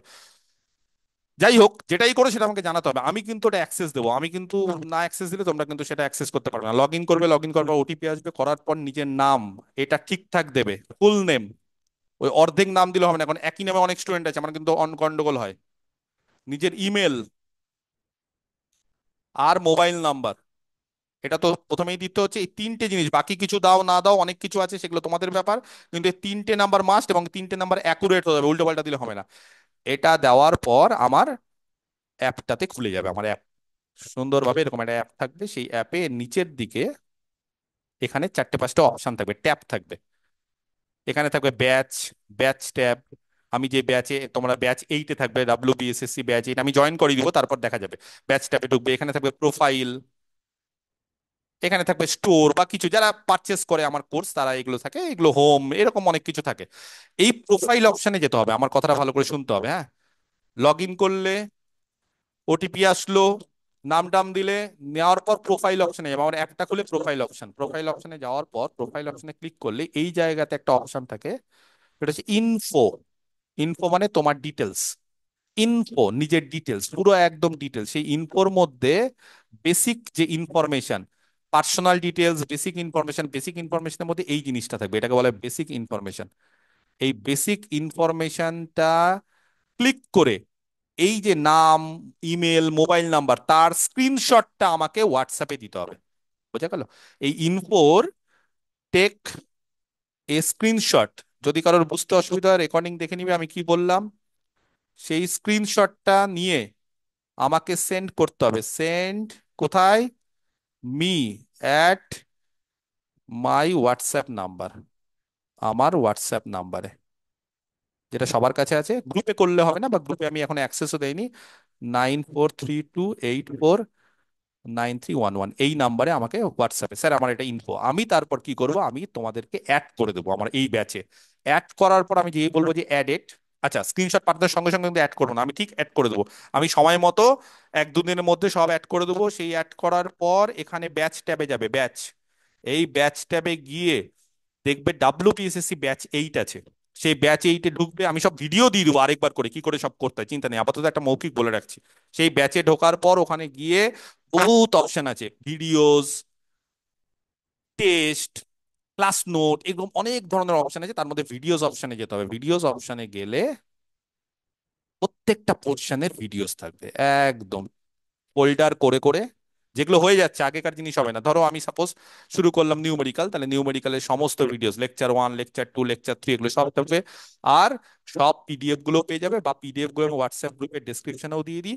আর ফুল যখন প্রত্যেকটা ক্লাসের পিডিএফ দেবো, যা ক্লাস ওয়ার্ক হবে, যা বোর্ড ওয়ার্ক হবে, সেই পিডিএফটা সঙ্গে সঙ্গে চলে যাবে। আর যখন পোর্শনটা শেষ হয়ে যাবে, হয়তো নিউমেরিক্যাল অ্যানালিসিস আমার হয়তো 10টা ক্লাস হলো, 10টা ক্লাসের যখনই শেষ হয়ে যাবে, একদম 10টা ক্লাস মার্চ করে টোটাল নিউমেরিক্যাল অ্যানালিসিস ফুল পিডিএফ, তার মধ্যে অ্যাসাইনমেন্ট থাকবে, কোশ্চিন আনসার থাকবে, সব নিয়ে একটা ফুল পিডিএফ। তার ফলে পরীক্ষার সময় যখন রিভিশন দিতে সুবিধা হবে, রিভিশন যখন দেওয়ার সময় থাকবে তখন ওটা দিতে সুবিধা হবে, ফুল পিডিএফ থাকবে, সমস্ত কোশ্চিন আনসার থিওরি সব থাকবে। জাস্ট ওটাকে প্রিন্ট আউট করলে হবে, অনেকে মোবাইল নিয়ে পড়ে, তবে আমি অ্যাডভাইস করবো প্রিন্ট আউট করে নিলে বেটার। এরকম ভাবে প্রত্যেকটা 11টা পোর্শন বা 10টা পোর্শন, প্রত্যেকটা পোর্শনের কিন্তু আমার সবকিছু কমপ্লিট এই ভিডিওস অপশনের মধ্যে থাকবে। আমার অ্যাপে কিন্তু টেস্ট অপশন আছে, টেস্ট মানে ABCD চারটে করে অপশন থাকবে, সেখানে ক্লিক করবে, একদম কম্পিউটার ইজ বেস্ট, কোন রকম মানে হাতে লেখার কিছু না, কম্পিউটারে নিজে রাফ করবে, পরীক্ষার সময় টাইম থাকবে, টাইম চলে যাবে স্পিডে, একদম যেরকম ভাবে অ্যাপে হয়, ABCD চারটে করে অপশন, অপশন দিলে ক্লিক করলে অ্যান্সার জেনে যাবে, টাইম শেষ, অ্যান্সার দিলে হয়তো 20টা কোশ্চেন দিলাম, 15টা ঠিক হলো, 5টা ভুল, নেগেটিভ দিয়ে কত পেলে ঠিক হয়ে যাবে, কে 1-এ, কে 2-এ, কে 3-এ, গোটা ব্যাচে সব জেনে যাবে। তার ফলে তোমাকে কতটা উন্নতি করতে হবে, তুমি কোন পজিশনে আছো, কারণ আমার কাছে ওয়েস্ট বেঙ্গলের সমস্ত জেলার সমস্ত ডিস্ট্রিক্টের স্টুডেন্টরা পড়ে, তার ফলে কিন্তু সমস্ত তোমাদের নিজের পজিশনটা বুঝে যাবে, কতটা উন্নতি করতে হবে, আরো একটু খাটতে হবে, এই জিনিসগুলো কিন্তু ম্যানেজমেন্ট হয়ে যাবে। তাহলে এই হচ্ছে আমার অ্যাপের মাধ্যমে যা যা বললাম, আশা করি সবাই বুঝতে পারলে। আমার ক্লাস হবে, লাইভ ক্লাস এখানে, আমার রেকর্ডিং ক্লাস হবে এখানে, আর টোটাল আমরা 10 মাসের এই হচ্ছে সিলেবাস, এই হচ্ছে ব্যাপার, ঠিক আছে। টোটাল আমি যাইও তোমাদের বলেও দিয়েছি, কোর্স ফি হচ্ছে আমার 6,000 টাকা, আমি তো ওয়ান টাইম নিই না, আমি একদম মান্থলি নিই, কারণ ওয়ান টাইম নিলে অনেকের অসুবিধা হয়। তো সেখানে প্রত্যেক মাসে মান্থলি হচ্ছে 600 টাকা করে, এটা তো বলাই আছে আমার। মান্থলি ফি 600 টাকা করে, প্রথম মাসে খালি আমি 2 মাসের নিই অ্যাডমিশনের সময়, আর বাকি তারপর, হ্যাঁ, at the time of admission আমরা, আমাকে দুবার 1200 টাকা, মানে 2 মাসের একসাথে। আর তারপর প্রত্যেক মাসে কিন্তু 600 টাকা করে, আর 8 মাস দিতে হবে, টোটাল 6,000 টাকা হলে কমপ্লিট। এই হচ্ছে ব্যাপার। কোর্স যদি একবার শেষ হয়ে যায়, কমপ্লিট কিন্তু করতে হবে, আগেই বলে দিচ্ছি, কমপ্লিট যদি করে নাও 10 মাস আগে হলে সে, তারপর এই যে রেকর্ডিং ক্লাসগুলো, এগুলোর validity lifetime, validity of recording class সারা জীবন। ওরকম না যে স্যার 1 বছর পর আবার নিতে হবে, একদমই না। যারা আমার কাছে 2021-22 থেকে পড়েছে, তারা এখনো সমস্ত ভিডিওস দেখছে, এবং আমি কিন্তু আপ টু ডেট করতেই থাকি, তাদেরও কিছু কিছু পোর্শন নতুন নতুন দিতে থাকি। ভ্যালিডিটি অফ রেকর্ডিং ক্লাসেস বা পিডিএফ বা মক টেস্ট যা আছে, যে মক টেস্ট গুলো নিয়েছি তার কোশ্চিন অ্যান্সার জানা সব কিছু, এগুলো হচ্ছে লাইফ টাইম, একদম সারা জীবন, একবার ব্যাচে ঢুকে যাবে সারা জীবন। এবার তুমি যদি বলো স্যার আমি আরো প্র্যাকটিস করতে চাই, আমি লাইভ ক্লাস করতে চাই, সেগুলো আলাদা ব্যাপার। আমার বিভিন্ন ধরনের প্র্যাকটিস ব্যাচ আছে, সেই ব্যাচগুলোতে যারা ওল্ড স্টুডেন্ট তারা জয়েন করে, তারা রিভিশন দেয়, আরো পরীক্ষা দেয়, সেগুলো আলাদা ব্যাপার। কিন্তু এখানে কিন্তু সমস্ত যা যা করাবো সেগুলো কিন্তু সব পেয়ে যাবে। এই হচ্ছে টোটাল আমার হিসেব। তাহলে সোজা কথা, আমার ব্যাচে কিন্তু জয়েন করার মানেই হচ্ছে তোমাকে কিন্তু ভালো করে পড়াশোনা করতে হবে। ওই স্যারের ব্যাচে জয়েন করে গেলাম মানসিক শান্তি, সেটা কিন্তু হবে না। আমার ব্যাচে জয়েন করতে গেলে কিন্তু চাকরি পেয়ে দেখাতে হবে, এবং চাকরি পাওয়ার জন্যই কিন্তু পড়া। কারণ পয়সা বা টাকার খুব মূল্য আছে, সেটা আমার পিছনে দিয়ে নবায় নষ্ট করে না। স্যারের কাছে বললাম আমার দুটো বন্ধু পড়ছে, মানসিক শান্তি, সেটা না। রিভিশন দাও, আমি তোমাদের সঙ্গে খাটবো, কারণ আমি খাটতে ভালোবাসি। আমি এই বয়সেও এখনো আমি আমার ছাত্রদের মতোই পড়াশোনা করি, তার মতোই আমারও এমসিকিউ স্পিড আছে। আমি টিচার হয়ে গেলাম মানে এরকম না যে আমার স্পিড কমে গেল বা আমি অঙ্ক করতে পারবো না। তোমরা এখন দাও, আমি তোমাদের সঙ্গে সঙ্গে অঙ্ক করি। প্রচুর ছাত্রছাত্রী আমার যারা আছে, তারা আমাকে হোয়াটসঅ্যাপে বিভিন্ন কোয়ারি পাঠায়। তোমাদের এই যে গ্রুপ থাকবে, সেই গ্রুপটা আমি যখন ওপেন করে দেবো, সেই গ্রুপে বিভিন্ন ধরনের কোশ্চিন অ্যান্সার প্রত্যেকে পাঠাবে, সেগুলোর অ্যান্সার করবে নিজেদের মধ্যে, অনেকে আমাকে পাঠায়, সেগুলোর অ্যান্সার করে দিই। তো এইভাবে কিন্তু একটা হেলদি পরিবেশ আমরা তৈরি করি। কম্পিটিশন থাকবে, কিন্তু পরিবেশটা হেলদি হবে, হেলদি কম্পিটিশন। এরকম না যে স্যার ও আমার কম্পিটিটর, ওকে আমি কিছু বলবো না। না, শিখতে গেলে সবার কাছ থেকে নিতে হবে। পরীক্ষার দিন তুমি আলাদা ব্যাপার, তখন তোমার কম্পিটিটর সবাই, কিন্তু তার আগে আমরা দেওয়া নেওয়া করে শিখবো। তোমার যেটা প্রবলেম সেটা তুমি গ্রুপে লিখবে যে এই প্রবলেমটাকে যদি করে দাও তাহলে ভালো, দেখবে কতজন করে দিচ্ছে, বিভিন্ন উপায়ে করে দিচ্ছে। তার মধ্যে একটা শর্টকাট পদ্ধতি হয়তো বেরিয়ে গেল, সেই শর্টকাট পদ্ধতিটা হয়তো তুমি দেখে নিলে, বাহ এটা তো ভালো পদ্ধতি, বা হয়তো আমাকে বললে আমি হয়তো একটা শর্টকাট দিলাম। আর সব থেকে বড় ব্যাপার হচ্ছে লাইভ ক্লাসে সব সময় কোশ্চিন করতে হবে।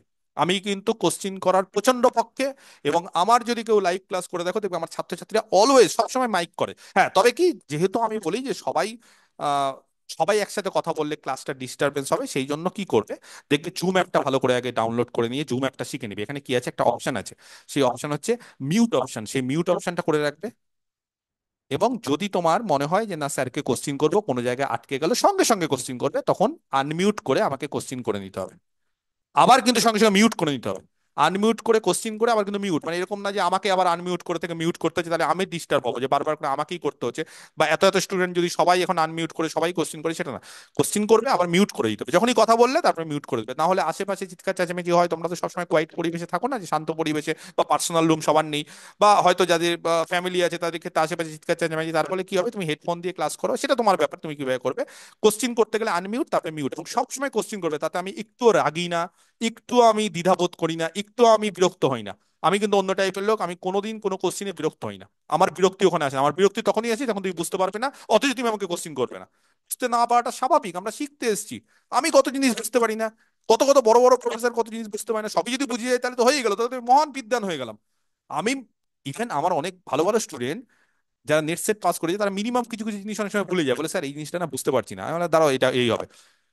তো একটু হাসাহাসি করি যে এটাই ভুলে গেলে, বলে হ্যাঁ স্যার এটাই ভুলে গেলাম, জানেন অনেক কিছু শিখে গেছি, আগেকার জিনিস ভুলে গেছি। দেখো, বেসিক জিনিস ভুললে কোনোদিন ম্যাথমেটিক্স শেখা যায় না। তুমি পিএইচডি করে নিতে পারো, কিন্তু বেসিক জিনিস থেকেই সবকিছু। কিন্তু বেসটা আমাদের স্ট্রং করতে হবে। তার ফলে কি, পড়িয়ে মজা, শিক্ষক হয়ে মজা, পড়তে মজা, কাউকে শেখাতেও মজা, কারো কাছে শিখতেও মজা। এই মজা জিনিসটা যদি না পাও, তাহলে এই চাকরিটাকে বিরক্ত লাগবে।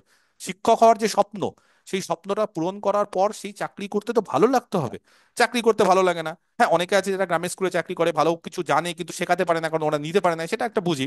কিন্তু তাও শিক্ষকতা এমন একটা জিনিস যে যেটা মজার জিনিস, যেটাকে ভালো করে শুধুমাত্র সেটা বসে বসে ইনকাম করবো আর ছুটি পাবো, সেটা না, সেটা অন্য চিন্তা ভাবনা, সেই চিন্তা ভাবনা আমাদের নেই। আমরা সবসময় শিক্ষকতা করছি ভালোবেসে, জিনিসটা শিখে, এবং চাকরি পেয়ে গেলাম মানে ওই অবধি থেমে যাব না, শেখার কোনো থামা নেই। নেট সেট দাও, কলেজে যাও, ইউনিভার্সিটি যাও, করতে যাও না। একটা চাকরি পাওয়ার পর আমি কাউকে বলি না থেমে যাও, আরো পরীক্ষা দাও, আরো চাকরি দাও, বাড়ির কাছে আসো, অন্যান্য চাকরি দাও, নেট দাও, সেট দাও। যারা আমার মাদ্রাসা পেয়েছে, দু তিনজন আছে পিএইচডি করছে, বলি পিএইচডি করে নেট দাও, সেট দাও, কলেজ সার্ভিস কমিশনে বসো, তুমি এখানে চাকরি করো, ঠিক আছে, এখন চাকরির খুব অভাব এখন, কিন্তু তোমাকে এগিয়ে যেতে হবে। তো এই হচ্ছে আমার টোটাল প্রসিডিওর। আমি আশা করি সমস্ত কিছু ক্লিয়ার করে দিতে পারলাম। এবং এখন যদি কারোর কোনো কোশ্চিন থাকে আমাকে অবশ্যই করবে। তবে একটা জিনিস বলে রাখি, আমার ব্যাচে যখন ঢুকেছো নিশ্চিন্তে থাকো, পড়াশোনা তোমাকে দিয়ে আমি করাবো। আর যদি পড়াশোনা না করো তাহলে দেখবে ব্যাচ থেকে তুমি রিমুভ হয়ে গেছো, তুমি কিন্তু আর টিকতে পারছো না। কারণ তুমি এই সমস্ত পরিবেশে টিকতে পারবে না যদি না তুমি পড়াশোনা করো। পড়াশোনা করলেই টিকতে পারবে। হ্যাঁ, কিছুদিন হয়তো পড়াশোনা হলো না, 2-5 দিন উৎসব আনন্দ এটা ওটা লেগেই থাকে। তবে আমার মনে হয় যারা এখন বেকার তাদের ক্ষেত্রে উৎসব আনন্দটা একটু দূরে রাখতে হবে। অনেক কিছু থাকবে কিন্তু একটু দূরে, একটু সোশ্যালি কম, একটু ফেসবুক, একটু ইউটিউব, এগুলো একটু কম। কারণ কি বলতো, এগুলোতে নেগেটিভিটি এখন বেশি আছে। এই সমস্ত জিনিস কবে পরীক্ষা হচ্ছে না হচ্ছে সেগুলো অবশ্যই দেখবে, কিন্তু এই হলো নাই হলো, এর সুপ্রিম কোর্ট আবার এই রায় দিল, ওই রায় দিল, রিভিউ পিটিশন, এগুলো দেখে লাভ নেই। কারণ যা হওয়ার হয়ে গেছে, পরীক্ষা একটা হবে, সেই পরীক্ষাতে তোমাকে চান্স পেতে হবে। এখন এগুলো দেখতে গিয়ে যদি সময় নষ্ট করো, তাহলে আলটিমেটলি যখন পরীক্ষা হবে তখন বলবে স্যার প্রিপারেশনটা কিন্তু হলো না স্যার। তখন কিন্তু আর তোমার কেউ দেখবে না তোমাকে, যারা চাকরি পাওয়া ঠিক পেয়ে যাবে। এই যে মাদ্রাসাতে এত কম সিট পেলো তো, পাচ্ছে তো চাকরি, কি করে পাচ্ছে? যারা বলছে স্যার কম সিট, কম সিট করে, ওই কম সিট করে পিছিয়ে আছে। আর যারা ঠিক কম সিটের মধ্যে থেকে বেরিয়ে আছে, একটা সিট থাকলে তুমি কেন পাবে না?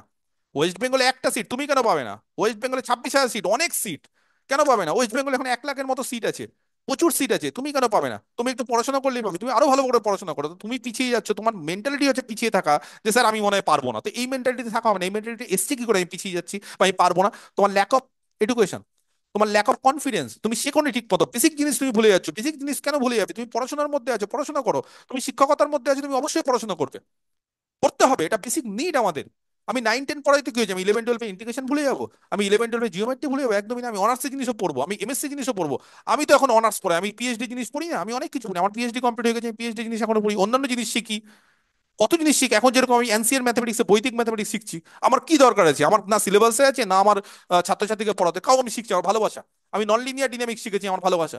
আমি ক্যাওস শিখেছি আমার ভালোবাসা। আমি মানে এগুলো হচ্ছে মারাত্মক জিনিস, ক্যাওস, ফ্র্যাকশন, এগুলো হচ্ছে যেরকম আলপনাতে, সে আলপনা হচ্ছে ফ্র্যাকশন, গাছের পাতা ফ্র্যাকশন, তারপরে কি বলা হয় মেক ফ্র্যাকশন। তো এগুলো জিনিস আমি পড়ি, আমার ভালো লাগে। কোনোদিন পড়াতেই পারলাম না ছাত্রছাত্রীকে বোঝাতেও পারলাম না যে কি, আমার নিজস্বতা ভালো লাগে। তো এই জিনিসগুলো শিখতে হবে, পড়াশোনার মধ্যে আছে। আমি একজন টিচার, আমাকে শিখতে হবে। আমি টিচার হয়ে বলবো যে আমি আর পরীক্ষা দেবো না, সে ঠিক আছে, আগে 10 বছর আগে সেটা যুক্তিযুক্ত কথা, কিন্তু পারবো না এটা ভুল কথা। আমি পারবো, আমি অবশ্যই পারবো, কেন পারবো না? আমি একটা লাইনে আছি, ম্যাথমেটিক্স নিয়ে পড়াশোনা করছি, আমি আগের বার চাকরি পেয়েছি, এবার পাবো না মানে? এ দেখাতেই হবে। অগ্নি পরীক্ষা, এটা অনেক সময় থাকে যে আমি আবার পরীক্ষা দিতে হয়, কিছু করার নেই। একবার হওয়ার পরও অনেক সময় জীবনে ভগবান অগ্নি পরীক্ষা নেয়, যে আবার একই জিনিস করতে হবে। অনেক সময় কি আছে, লাক সবার ফেভার করে না, মানুষের সমস্যা অনেক সময় থাকে। লাক, ভাগ্য এমন একটা জিনিস যেটা পরিবর্তন হয়। ভাগ্য হয়তো এমন একটা জায়গায় নিয়ে এসে এখানে আরেকবার পরীক্ষা দিতে হবে কিছু জনকে, গিয়ে দেখিয়ে দাও সবাইকে যে হ্যাঁ, কেউ কোশ্চিন করতে হবে না, সব চুপচাপ হয়ে যাবে। আজকে যারা কথা বলছে তাদেরকে আমি মারপিট করবো, ঝামেলা করবো তার সাথে? যে কথা বলছে বলছে, 5 বছর পর উল্টো হয়ে যাবে, হয়তো তারা দেখে লজ্জা পাবে যে না, একে কিছু বলা হবে না, ওরে বাপ, এরকম হয়। সময় পরিবর্তন হয়, সব সময় খারাপ সময় থাকে না। সময় এমন একটা জিনিস যেটা পরিবর্তন হয়, এবং সময় লাস্টে কথা বলে। সেই জন্য ভালো করে পড়াশোনা করো। যারা এতদিন ধরে চাকরি বাকরি পাওনি, স্যার আমার দ্বারা কিছু হবে না, আমি মনে হয় আমার ভবিষ্যৎ একদম অন্ধকার, একদমই না, কারোর ভবিষ্যৎ অন্ধকার হয় না। যদি অন্ধকার হয় তাহলে তুমি নিজে করেছো, তোমার নিজের দোষে তুমি তোমার ভবিষ্যৎ অন্ধকার করছো। তুমি পড়ো, তুমি শেখো। আর আমি তোমাদের গ্যারান্টি দিচ্ছি, যা বেসিক দুর্বলতা সেগুলো আমি সব একদম ক্লিয়ার করে দেবো, একদম বেসিক থেকে শুরু করব, সমস্ত এমসিকিউ করাবো, রিভিশন দেবো। তবে হ্যাঁ, আমি খুব একটা 4টে 5টা বই ফলো করি না। আমি সবাইকে বলবো যে যে বইটা বিএসসি তে ফলো করেছো, কারণ নতুনত্ব বই, নতুন বোঝা আমি চাপাতে মানে চাপিয়ে দিতে চাই না। যে যে বইটা ফলো করেছো বিএসসি তে, যেটাই করে থাকো, যে যদি বলো স্যার আমি নোট ফলো করেছি, তাহলে আমি বলবো যে কিছু কিছু বই অবশ্যই কেনা দরকার, বা যেখান থেকে খুশি জোগাড় করো, সেকেন্ড হ্যান্ড, যেভাবে খুশি। অত টাকা পয়সা খরচা করতে হবে না, সেই একটা বই ফলো করো এবং একটা বই বারবার পড়ো। আমি একটা বই বারবার পড়াতে বিশ্বাসী। শেখার অনেক জায়গা আছে, একবার শিখতে শুরু করলে তখন মনে হবে স্যার আরো দুটো বই থেকে শিখি, সেটা আলাদা ব্যাপার, তখন তোমার ইন্টারেস্ট গ্রো করে গেছে, তখন আমার কিছু বলার নেই। কিন্তু প্রথমে একটা বই থেকে বারবার অনেক অঙ্ক করো, একই জিনিস বারবার করে করো। তার ফলে আমি স্যার 4টা বই কিনে নিয়েছি, সবকিছু আমার কাছে রেডি, আর পড়াশোনার বেলা আমি লবর অঙ্ক, আমি কিছু পড়তে পারছি না, ও এ হয় না। যারা চাকরি পাওয়ার, তারা একটা বই ফলো করে চাকরি পায়। অ্যানালিসিস একটা বই, অ্যালজেব্রা একটা বই, সে একটা বই থেকে ঘুরো। আর কিছু এমসিকিউ বই আছে, সেখানেও আমি বলবো যে 1-2টো বই এমসিকিউ কিনবে। মার্কেটে যেগুলো চলতি, যেগুলো চলছে, নতুন নতুন বই যদি থাকে সেগুলো অনেক সময় আমি বলি। তবে বেশি বই না, আর বাকি আমি যা করাবো সেটাই ফাইনাল, একদম সব কিছু করে যাবে, কোনো চিন্তা হবে না। ভালো করে পড়ো, আমার গ্যারেন্টি ভালো রেজাল্ট করবে। দেখো, চাকরি পাওয়া না পাওয়াটা সম্পূর্ণ তোমার ব্যাপার। কারণ আমার কাছে এত স্টুডেন্ট পড়ছে, সবাই তো আর চাকরি পায় না। যারা পড়াশোনা নিজেরা করছে তারা পাচ্ছে, আমার ব্যাচ থেকেই পাচ্ছে, আবার আমার ব্যাচ থেকে পাচ্ছে না। তাহলে কি করে কেউ পাচ্ছে? যে পড়াশোনা করছে, যে খাটছে, যে রিভিশন দিচ্ছে, আমার কাছ থেকে পাচ্ছে না। যে পাচ্ছে না সে মনে করছে না রিভিশন দেবো না, পরীক্ষা হবে না, এই করবো না ওই করবো না, আগে ফর্ম ফিল আপ হোক তারপর পরীক্ষা, আগে অ্যাডমিট দিক তারপরে পড়বো। তো এইভাবে হয় না, আগে এই দিক আগে ওই দিক। তার মানে তুমি মানে ভগবানের সঙ্গে বা তুমি পরীক্ষার সঙ্গে তুমি অ্যাডজাস্ট করছো, আগে এটা আগে ওটা। ওগুলো হয় না, এগুলো আমরা আগে করি বন্ধু বান্ধবের সঙ্গে। শোন না, তুই আগে 10 টাকা দে, তারপরে আমি 10 টাকা দিব। এই সমস্ত রেসারেসি এগুলো পরীক্ষার সময় হয় না, আগে বলে কিছু হয় না। প্রিপারেশন আমি ভেতর ভেতর শুরু করে দিব। হবে, নিশ্চিত হবে। ভালো জিনিস করো, ভালো কিছুই হবে তোমাদের সঙ্গে। ওকে, কারোর যদি কিছু বক্তব্য থাকে আমাকে করতে পারো। যার যেটা জিজ্ঞেস আমি তোমাদেরকে মাইক অন করে দিচ্ছি, যার যেটা কোশ্চেন আমাকে নির্দ্বিধায় করতে পারো, কোনো লজ্জা নেই, কোনো হেজিটেশন নেই। আমি মনে করব যে যে কোনো কোশ্চিন করা মানে এগুলো কিন্তু খুব নর্মাল ব্যাপার, ঠিক আছে? এখানে কিন্তু কোনো লজ্জা পাবে না, বারবার করে বলছি। কারণ অনেকের বাঙালিদের মধ্যে এটা একটা থাকতে, স্যার কি কোশ্চিন করবো, স্যার যদি কিছু ভাবে। আমি কিছু ভাবি না, আমার ছাত্ররা কোশ্চিন করলে কিছু ভাবি না। পড়াশোনা রিলেটেড যে কোনো কোশ্চিন করো, তাতে নির্দ্বিধায় থাকো। আমি কোনোদিন কাউকে কোনো রকম ভাবে অপমানিত কিছু কথা বলবো না। আমি সবসময় চেষ্টা করবো তোমাদেরকে অ্যান্সার দেওয়ার, হেল্প করে দেওয়ার। কোনো জিনিস আমি তো জানলাম না সেটা আলাদা ব্যাপার, আমারও লিমিটেশন জ্ঞান, আমিও না জানতে পারি, আমি যে সবকিছু জানি না। আমি তো ভগবান না যে সবকিছু জানবো, সে না। আমিও কিছু যদি না পারি আমি অবশ্যই দেখে বলবো যে না, আমি এটা জানি না, আমি পরের দিন বলবো, বা আমার এটা মনে নেই। আমার ছাত্রছাত্রী কত জিনিস আমাকে ঠিক করে দেয়, স্বাভাবিক। ছাত্রছাত্রীর কাছ থেকে আমি শিখি। শেখা এমন একটা জিনিস, সেটা হচ্ছে ছাত্রছাত্রী আর স্যার একে অপরের সঙ্গে কমিউনিকেশন করে শিখবে। তোমরা কিছু বলবে, আমি কিছু শিখবো। আমি প্রত্যেকদিন কিছু নতুনত্ব শিখি। ছাত্রছাত্রীদের সঙ্গে যদি ডিসকাস না করো তাহলে কিছু শিখতে পারবে না। অমুক স্যার দেখবে, যাদের দম্ভ, যাদের অহংকার, তারা ওরকম বড় বড় কথা বলে, আমি যেটা বলবো সেটাই ঠিক, আমি যে মেথড বলবো সেটাই ফাইনাল। ওরকম না, আমার টিচার, আমার ছাত্ররা আমাকে মেথড বলে দেয় অনেক সময়, স্যার এই মেথডটা দেখুন না।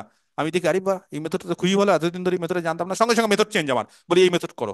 ছাত্রের কাছ থেকে নিলাম, ছাত্রীর কাছ থেকে নিলাম, কোনো লজ্জা নেই। শিখতে এসেছি, কিসের লজ্জা?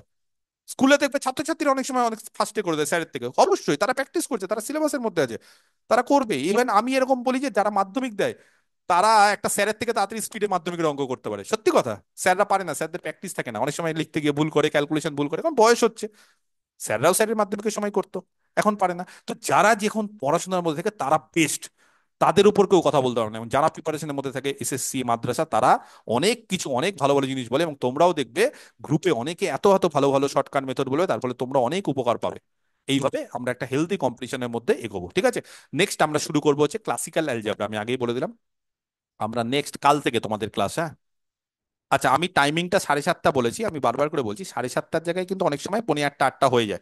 আমি 2 ঘন্টায় ক্লাস নিই, চিন্তা নেই, একটু অ্যাডজাস্ট করে নিও। হ্যাঁ, কারণ আমি একদম সময় মতো, তার আগে আমার ব্যাচ থাকে। আমার অনেকগুলো ব্যাচ থাকার পর লাস্টে একদম, যেহেতু চাকরির পরীক্ষা, তোমাদের লাস্টে রাতের বেলা সময়টা ফ্রি থাকে। কারণ অনেকেই থাকে যারা ব্যাচ পড়ায়, যারা হয়তো কোনো বেসরকারির সঙ্গে যুক্ত, তার ফলে তারা সবসময় বলে স্যার একটু রাতের দিকে, কিন্তু আমরা 7:30। তো নেক্সট আমরা যেটা শুরু করবো, যে পোর্শনটা, সেটা হচ্ছে ক্লাসিক্যাল অ্যালজেব্রা। এই পোর্শনটা আমরা শুরু করবো নেক্সট, মানে কি এটাই তোমাদের ফার্স্ট, যাই হোক। আমরা ক্লাসিক্যাল অ্যালজেব্রা দিয়ে নেক্সট ক্লাসটা নিব। এই ক্লাসিক্যাল অ্যালজেব্রার, হ্যাঁ, বিভিন্ন যে পোর্শন গুলো আছে এগুলো সব আমরা কালকে সব বলে দেবো।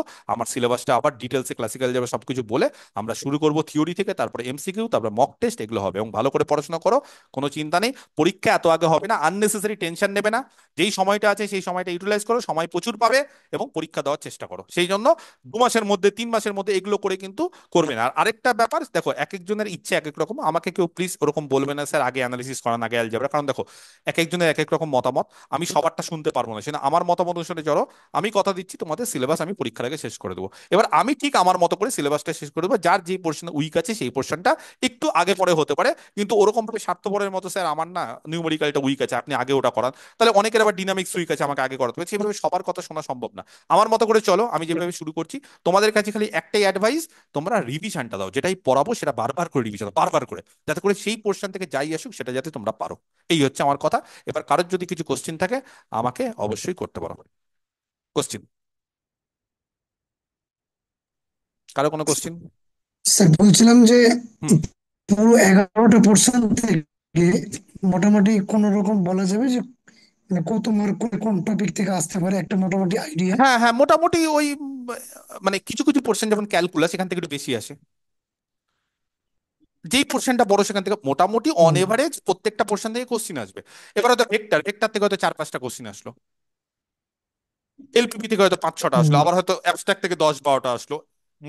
মোটামুটি তার ভলিউমের উপর নির্ভর করে, যার ভলিউম বেশি সেখান থেকে বেশি আসে। তবে প্রত্যেকটা পোর্শন থেকে ওরকম ভাবেই আসে, মানে একটা সিস্টেম মেনটেন করে আসে, যার যেটা ভলিউম। যেমন ক্যালকুলাস থেকে বেশি আসে, কারণ ক্যালকুলাস থেকে হচ্ছে রিয়াল অ্যানালিসিস আছে, function of several variables, differential calculus, application, integral calculus, তার অ্যাপ্লিকেশন অনেকটা বেশি আছে। ডিনামিক্সে বেশি পোর্শন আছে, বেশি আছে। ক্লাসিক্যাল অ্যালজেব্রা অনেকটা পোর্শন আছে, বেশি আছে। ঠিক আছে, তো এগুলো মোটামুটি কম বেশি করে। এবার ওরকম তো প্রত্যেক বছর তো দেখো কোশ্চিন সেট যারা করে তারা 4 জন 5 জন 6 জন করে করে। তারপর সেটাকে প্রুফ কারেকশন হয়, অনেক ব্যাপার আছে। একজন কিন্তু কোশ্চিন সেট করে না, অনেকের কোশ্চিন দেয়, সেখান থেকে এই পোর্শন। সেখানে এবার কি রকম দিবে না দিবে ওটা বলা যায় না, তবে প্রিভিয়াস ইয়ারের কোশ্চিন আমরা সলভ করব, ওই অনুসারে একটা আইডিয়া সবাই পেয়ে যাবে। ঠিক আছে, মাদ্রাসা হোক যেটা পরীক্ষা হলো রিসেন্টলি, তারপরে বা এর আগের বছর 2016 সালে স্কুল সার্ভিস কমিশন, সেটা তো অনেকেই করে গেছে। তারপর পিএসসি পাবলিক সার্ভিস কমিশন, যে অ্যাসিস্ট্যান্ট টিচার, অ্যাসিস্ট্যান্ট প্রফেসর, সেগুলো সিলেবাসও মোটামুটি কম বেশি এক। সেগুলো আমরা সব করবো, তার ফলে একটা আইডিয়া পাওয়া যাবে কোনটা থেকে কম বেশি। আমি কিছু মক টেস্ট নেবো ফুল, সেখান থেকে দেখবে কোনোটাতে এখান থেকে কম, 4টের জায়গায় কোনোবার 5টা, কোনো 6টা, ওটা ডিপেন্ড করে, ওটা এক্স্যাক্টলি বলা যায় না। ঠিক আছে। স্যার বলছিলাম থিওরি ক্লাসটা তো আপনারই মানে হয়ে যাবে, হ্যাঁ, আর বাকি কোনো রেফারেন্স বইয়ের লিস্ট আপনি দিয়ে আমি দিতে সব পারেন বলে দেবো, আমি যদি। যখনই সব বলে দেবো, আমি যখনই একটা করে পোর্শন শুরু করব, আমি সব বলে দেবো। ঠিক আছে, থিওরি সব বলে দেবো। একটা বই আমি বলছি, এটা তো সবাই জানো, বংশীধর সাহুর বইটা খুব ভালো প্র্যাকটিসের জন্য। প্র্যাকটিসের বংশী। জন্য, হ্যাঁ।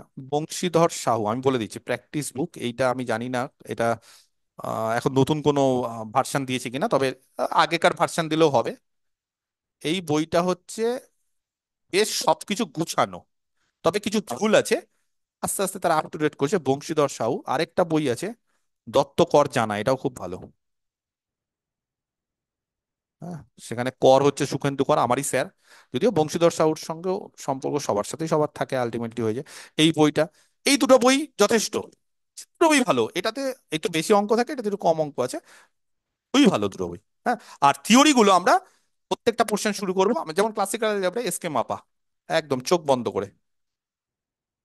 আর বাকি যদি কেউ এসকে মাপা না করে অন্য কিছু, যার যেটা ইউনিভার্সিটি, কেউ ক্যালকাটার আছে, কেউ বিদ্যাসাগর, কেউ বর্ধমান, যার যেটা পড়ানো হয়েছে। তবে আমি যা এর আগের ব্যাচেস থেকে শুনি, বেশিরভাগ ক্ষেত্রে অন্যান্য ইউনিভার্সিটিতে বলো স্যার নোট দিয়ে চালিয়ে দিচ্ছে। নোটের সঙ্গে সঙ্গে একটা বই পড়তে হবে। আর যদি মনে করো স্যার কোনোদিন বই পড়িনি, তাহলে তো এই বইগুলো শুরু করতে হবে। আস্তে আস্তে করে পড়ো, কারণ বই পড়াটা খুব জরুরি। বই পড়লে না অনেক ধরনের জিনিস শেখা যায় ওর মধ্যে, একটা পেজের মধ্যে। শুধু নোটের মধ্যে কিছু লিমিটেশন, বইয়ের মধ্যে অনেক কিছু। আর তারপর তো সেটাকে নোট করতেই হবে, যেটা আমি করে দেবো। একটা রিভিশনের জন্য একটা নোট দরকার, কারণ বইতে তো সবকিছু, দেখো পরীক্ষা 7 দিন আগে সবকিছু রিভিশন দিতে হবে, সবকিছু মুখস্থ রাখতে হবে মাথায়, তখন এত হেডেক। তো রিভিশন জিনিসগুলো হচ্ছে এমন একটা জিনিস, যেখানে ফর্মুলা খালি উল্টে যেতে হবে, ফর্মুলাগুলো যত পারবে তত মুখস্থ করতে হবে। সেখানে যদি আমি বই উল্টাই তাহলে অনেক সময় লাগবে আমার। তার ফলে বই তো পড়বোই, কিন্তু লাস্টে আমি যে নোটটা দিব বা আমি যে জিনিসগুলো করবো, সেগুলো সবাই একবার করে প্র্যাকটিস করে ওখান থেকে অনেক কোশ্চেন কমন পাবে, এটা নিশ্চিন্তে থাকো। ওকে, আর কিছু কারোর, কারো কোনো কোশ্চিন, যার যেটা কোশ্চিন আছে। ক্লাসের সময় ক্লাসের সময় তো আমার গ্রুপে ক্লাসের বলা আছে। সময় বইগুলোর নাম বলবেন। হ্যাঁ হ্যাঁ, ক্লাসের সময় বইগুলোর নাম বলে দেবো, ঠিক হ্যাঁ, আছে। বলে দিলে ভালো হয়। হুম হুম, সব বই বলে দেবো, হ্যাঁ প্রত্যেকটা স্যার। পোর্শন। আর কিছু। হ্যাঁ হ্যাঁ হ্যাঁ স্যার বলছি হচ্ছে মানে থিওরির জন্য তো আপনি বই কিনতে বললেন, হ্যাঁ তো আপনি তো ক্লাসে যেগুলো করাবেন সেগুলো তো নোট করে রাখবো তাই তো? হ্যাঁ, তাহলে সেটাতেও হয়, সেটাতেও হয়। আমি মানে অ্যাকচুয়ালি আমি একটু, ওটা আমি অ্যাকচুয়ালি আমি একটু বই ওটা ফলো করতে ভালোবাসি, বা আমার ছাত্রদেরকে বলি বই ফলো করলে আরো বেশি শেখা যায়। আমার নোটটা সাফিসিয়েন্ট, আমার নোটটা যথেষ্ট। হ্যাঁ কিন্তু দেখো, আমি তো বলতে পারবো না যে ওটাই আলটিমেট, আমার বলাটা ওটা শোভা পায় না। কারণ কেউ যদি বলে "স্যার, আমি বই পড়বো", অবশ্যই ওয়েলকাম। বই পড়ার মতো ভালো জিনিস না, আমি নিজে বই পড়ি, আমি বই পড়ে পড়েই শিখেছি সবকিছু। আমি নোট বেসে পড়ি না। নোট বেসে পড়ি না কেন, নোট অবশ্যই দরকার, আমি নিজেও নোট করি, কিন্তু আলটিমেটলি বই থেকে অনেক কিছু এক্সট্রা শেখা যায়, অনেক নোট থাকে, বেশি এক্সাম্পল থাকে, সেগুলো শিখলে ভালো। তার ফলে কেউ যদি মনে করে যে নতুন বই কিছু কিনবো না স্যার, আমি নোট থেকে পড়েছি, পড়তে পারো। আমি যেভাবে শেখাবো ওটাও যথেষ্ট। তুমি তোমার বিএসসি তে বা এমএসসি তে যেই টিচারের কাছে পড়েছো তার নোট দেখলেও হবে, যেখান থেকে তোমার কমফোর্টেবল। আমার ব্যাপারটা হচ্ছে কমফোর্টেবল চাই, নতুন কিছু আমি বার্ডেন হ্যাঁ দিতে চাইছি না। আমি কমফোর্টেবল জিনিসটাকে রিভিশন দিয়ে দিয়ে ব্যাপারটাকে শেষ করবো। হ্যাঁ, হ্যাঁ স্যার, ওই ক্লাস করার পর সেই নোটটাই পড়লে টাইমটা একটু কম লাগে। একদম একদম, করতে পারো, কোনো অসুবিধা নেই। টাইম কম থাকলে ওটা বেস্ট, সব থেকে বেস্ট। ঠিক হ্যাঁ আছে। স্যার, আর আমি বলছিলাম যত, আমি ওই যে জিনিস করাবো তাতেই দেখবে 550-600 পেজ হয়ে গেছে। আমি কম বলে দিলাম, হয়তো 1000 পেজ হয়ে গেছে। মানে এত জিনিস আছে 10টা পোর্শনে, প্রত্যেকটা পোর্শনে এরকম 100-150টা করে পেজ থাকবে, অঙ্ক থাকবে, অ্যাসাইনমেন্ট থাকবে, assignment 1, assignment 2, mock test 1, mock test 2, এই গুছিয়ে নেওয়াটাই হচ্ছে আসল ব্যাপার। তারপর রিভিশন দিতে হবে। ঠিক আছে, এবং শেষ হওয়ার পর না, একটা করে পোর্শন শেষ হবে, রিভিশন চলবে। আরেকটা পোর্শন শেষ হবে, দুটো পোর্শন রিভিশন, তিনটা পোর্শন শেষ হবে, তিনটা পোর্শন রিভিশন। কারণ লাস্টের দিকে ওইভাবে সময় পাওয়া যাবে না, লাস্টের দিকে সময় কম পাওয়া যায়। কারণ তখন টেনশন থাকে, অ্যাডমিট কার্ড, অমুক, কোথায় সিট পড়লো, এই পড়লো, পরীক্ষা হলো, ফর্ম ফিল আপ, এগুলো অনেক সময় সাপেক্ষ। তারপরে প্রথম দিক থেকে প্রিপারেশনটা শুরু করে দিতে হবে। ওকে। আর কিছু? আর স্যার বলছিলাম, সব ধরনের পরীক্ষাগুলোতেই তো বসবো, মানে সেন্ট্রাল লেভেলের যেগুলো হুম পরীক্ষা হুম, হচ্ছে হুম, অবশ্যই। তবে রিসেন্ট। সেন্ট্রাল লেভেলের সিলেবাসটা একটু অন্যরকম হয়, ওরা একটু 9, 10, 11, 12 বেস থাকে। ইএমআরএস, কেবিএস, হ্যাঁ, হ্যাঁ এগুলো স্যার, একটু মানে একটু রিসেন্টলি হ্যাঁ অনেক হ্যাঁ ভ্যাকেন্সি হ্যাঁ হ্যাঁ, ছাড়ছে প্রচুর ভ্যাকেন্সি, দেখছি। প্রচুর রেলে রেলে আছে। আমার ছাত্রছাত্রীকে আমি সবকিছু বলে দিই, আমার গ্রুপে আমি সবকিছু পাঠিয়ে দিই। আমার গ্রুপটা যেটা আছে সেখানে সমস্ত কিছু, তোমাদের তো নতুন খুললাম, আমার সমস্ত গ্রুপে সমস্ত অ্যাডভার্টাইজমেন্ট, মানে যেহেতু আমার এত ছাত্রছাত্রী আছে সবকিছু ইনফরমেশন প্রথমেই পেয়ে যায়, কবে কোথায় ইন্টারভিউ, কবে কোথায় রিটেন, কবে কোথায় ফর্ম ফিল আপ, সেই কোথায় কোথায় কেস হচ্ছে কি হচ্ছে সমস্ত কিছু আমি গ্রুপে দিতে থাকি। তার ফলে তোমাদের ইনফরমেশন সব পেয়ে যাবে। এবার তুমি ডিসাইড করো তুমি কি পরীক্ষা দিবে না দিবে। যদি কোনো হ্যাঁ সমস্যা স্যার, হয় মানে এলিজিবিলিটি নিয়ে আমাকে সেন্ট্রালের ফোন করবে। সেন্ট্রালের পরীক্ষাগুলো মানে হুম, ইদানিং নিশ্চিন্তে একটু নিশ্চিন্তে, রেগুলার একদম হচ্ছে একদম তো। একদম একদম একদম সেন্ট্রালের বিহারের ক্ষেত্রে পরীক্ষা হয়েছে কত, এগুলো দিতে হবে। ঠিক আছে, কোনো অসুবিধা নেই। অবশ্যই চাকরির ক্ষেত্রে আমি যেখানে যাব, আমি তো অনেক ক্ষেত্রে আমাকে অনেক মানে মেয়েরা বলে, গার্ল স্টুডেন্টরা বলে স্যার বাবা বাড়ি থেকে যেতে দিচ্ছে না এই করে। আমি বলি দেখো একটু করো না, তারপরে এখানে চলে আসবে, কিছুদিন করো, যা চাকরি বাকরি অবস্থা, সেলফ ডিপেন্ডেন্ট হতে হবে না। আমি চাকরি না করে বিয়ে করে নিলাম, আমি একদমই অমত তার বিয়েতে। যাই হোক, এখন ওয়েস্ট বেঙ্গলে যেরকম ভাবে পরীক্ষা চলছে তাতে অনেক ছাত্রছাত্রীরা আছে যারা হয়তো, ছাত্রীরা বিশেষ করে, যারা হয়তো পরীক্ষা দিতে পারতো কিন্তু হচ্ছে না বলে বিয়ে করে নিচ্ছে বা বাড়ির চাপে, তো সেটাও হয়, তারাও আবার পরীক্ষায় বসবে। তো তার ফলে চিন্তার কিছু নেই, পরীক্ষা একটা হবে, এবং যে কোনো পরীক্ষায় বসে একটা চাকরি লাগাও, চাকরিটা হচ্ছে আলটিমেট এখন। ঠিক আছে। স্যার, হ্যাঁ বলো। বলছি গ্র্যাজুয়েশনের সব ভুলে গেছি মোটামুটি, ফ্যামিলির অসুবিধা মধ্যে নেই, অসুবিধা নেই, অসুবিধা নেই, অসুবিধা নেই। আমি তো ওই জন্যই বললাম আমি খুব বেসিক জিনিস থেকে শুরু করছি। এবং মানে আমার ছাত্রছাত্রীরা আমাকে ওই কারণেই মানে ভালো বলে বা ভালোবাসে যে স্যার আপনি খুব বেসিক জায়গা থেকে শুরু করেন এবং খুব কনসেপ্ট ক্লিয়ার করে দিন। বুঝতে পেরেছো, ঠিক সেই আছে নিয়ে স্যার। কোনো চিন্তা নেই, হুম, আমি একদম বেসিক থেকে শুরু হুম। করব। এবং একটু কিন্তু তোমাকে খাটতে হবে, পড়তে একটু হবে, কারণ না পড়লে কিন্তু আবার ভুলে যাবে। আজকে এটা বলছো হ্যাঁ স্যার স্যার, ভুলে গেছি, হ্যাঁ তার কারণ হচ্ছে পড়োনি এতদিন ধরে। তো হ্যাঁ আবার স্যার, যদি না একদম। পড়ো, আমার ক্লাস বুঝতে পারলে, বুঝতে পারার পর তোমার কাজ হচ্ছে পড়া। এই পড়তে কিন্তু তোমাকে হবে, এবং খুব ভালো করে পড়াশোনাটা স্টার্ট করো। ঠিক আছে, পরীক্ষা দেবো দেবো শুধুমাত্র প্রিপারেশন দিলাম স্যারের কাছে, এটা না। চাকরি পাবো এই কনফিডেন্টটা নিয়ে, বা এই যে মানে পেতেই হবে এই জেদটা নিয়ে পড়াশোনা স্টার্ট করো। ওকে প্রথম স্যার। দিনই একদম 10 ঘন্টা পড়ে নিও না, শরীর টরীর খারাপ হয়ে যাবে, আর অভ্যাস নেই। আস্তে আস্তে আস্তে আস্তে দেখবে নিজেই, দেখবে তখন ভালো লাগে। তখন দেখবে যারা ফ্যামিলি ওরিয়েন্টেড, যারা হয়তো, যে সমস্ত ছাত্রীরা হয়তো অনেকের আছে যাদের হয়তো বাচ্চা হয়ে গেছে, অনেকেই আমাকে ফোন করে স্যার সময় কম পাচ্ছি, ইচ্ছে করে পড়তে পারছি না স্যার, সময়, ছেলে বেবি কি ছোট আছে, তাদের ক্ষেত্রে একটু ডিসঅ্যাডভান্টেজ আছে, কিন্তু যাই হোক ম্যানেজ করতে হবে। দেখো সবকিছুই তো হয়, এদিক ওদিক করে ম্যানেজ করতে হবে, হয় না বলে কিছু নেই, সবকিছু পসিবল। অনেক কিছু অনেক হয়, এবং এখন তো ইউপিএসসি সব মেয়েরা প্রথম র্যাঙ্ক করছে, প্রথম দ্বিতীয় তৃতীয়। তার ফলে হয় না, সবকিছু হয়। তবে একটু, যাদের সময় কম লাগছে তারা একটু ঘুম কমাতে হবে, বা একটু অন্য সময় পড়তে হবে, একটু হয়তো ভিডিও দেখে পড়তে হবে, রান্না করতে করতে একটু ভিডিও, তো এইভাবে হবে। একটু লবণ কম পড়ে গেল, ঠিক আছে চলবে, কি আছে, ওগুলো একটু অ্যাডজাস্ট করতে হবে। যাই হোক, আর কিছু কোশ্চিন কারোর? যা ইচ্ছে, কোনো ব্যাপার না, নির্দ্বিধায়। নেই? আচ্ছা ঠিক আছে, তাহলে আমরা তাহলে কাল থেকে নেক্সট, হ্যাঁ, ক্লাস শুরু করবো ক্লাসিক্যাল ল্যাবটা। আমি এরকম ভাবে গ্রুপটা ফলো করতে হবে, গ্রুপের মধ্যে আমি সবকিছু কিন্তু বলে দেবো। ঠিক আছে, যে গ্রুপে আমি এই ক্লাস, আমি বলে দেবো ক্লাস শুরু হবে, তার 2 মিনিট আগে 5 মিনিট আগে বলে দেবো ক্লাস স্টার্ট হচ্ছে। তারপরে যখন অনলাইন হবো আমি অনলাইন হয়ে বলে দেবো, তারপর তোমরা জয়েন করো। আগের থেকে জয়েন করতে হবে না, আননেসেসারি সময় নষ্ট করতে হবে না, হ্যাঁ। আর আমি ধরো বললাম 7:30, আমার কিন্তু 7:40 হতে পারে, কারণ অনলাইনে 19-20 হতে পারে, হয়তো কোনো ফোন আসলো, কোনো গেস্ট আসলো আমার বাড়িতে, তখন হয়তো 1-2 মিনিট এক্সট্রা বা 5 মিনিট হয়তো হয়ে যায়। তখন কিন্তু একটু অ্যাডজাস্ট করে নেবো। ঠিক আছে, কারণ ওরকম পাংচুয়াল আমি না, আমি আগেই বললাম। তার মানে এরকম না যে 7:30 মানে একদম 9টা হয়ে যাবে, এরকম না, আমি আগে থেকে সব জানিয়ে দেবো। ঠিক আছে, ওকে। তাহলে আর যদি কারো কোনো কোশ্চিন না থাকে, তাহলে আজকের ক্লাসটা আমি এখানে অফ করে দিলাম রেকর্ডিং, আর রেকর্ডিং ক্লাসটা আমি গ্রুপে দিয়ে দেবো আপাতত ইউটিউবে। যা যেটা বললাম সেটা শুনে নিতে পারো, আর তারপর আমার অ্যাপে কিন্তু সবকিছু থাকবে, এবং যেই যেই পদ্ধতিটা বললাম সেই পদ্ধতিটা করে আমাকে স্ক্রিনশট পাঠিয়ে সবাই, আমি সময় মতো সব অ্যাড করে দেবো, হ্যাঁ। ওকে। ওকে ওকে। স্যার। ওকে। আর কেউ কিছু বলবে? তাহলে রেকর্ডিং স্টপ করে দিলাম।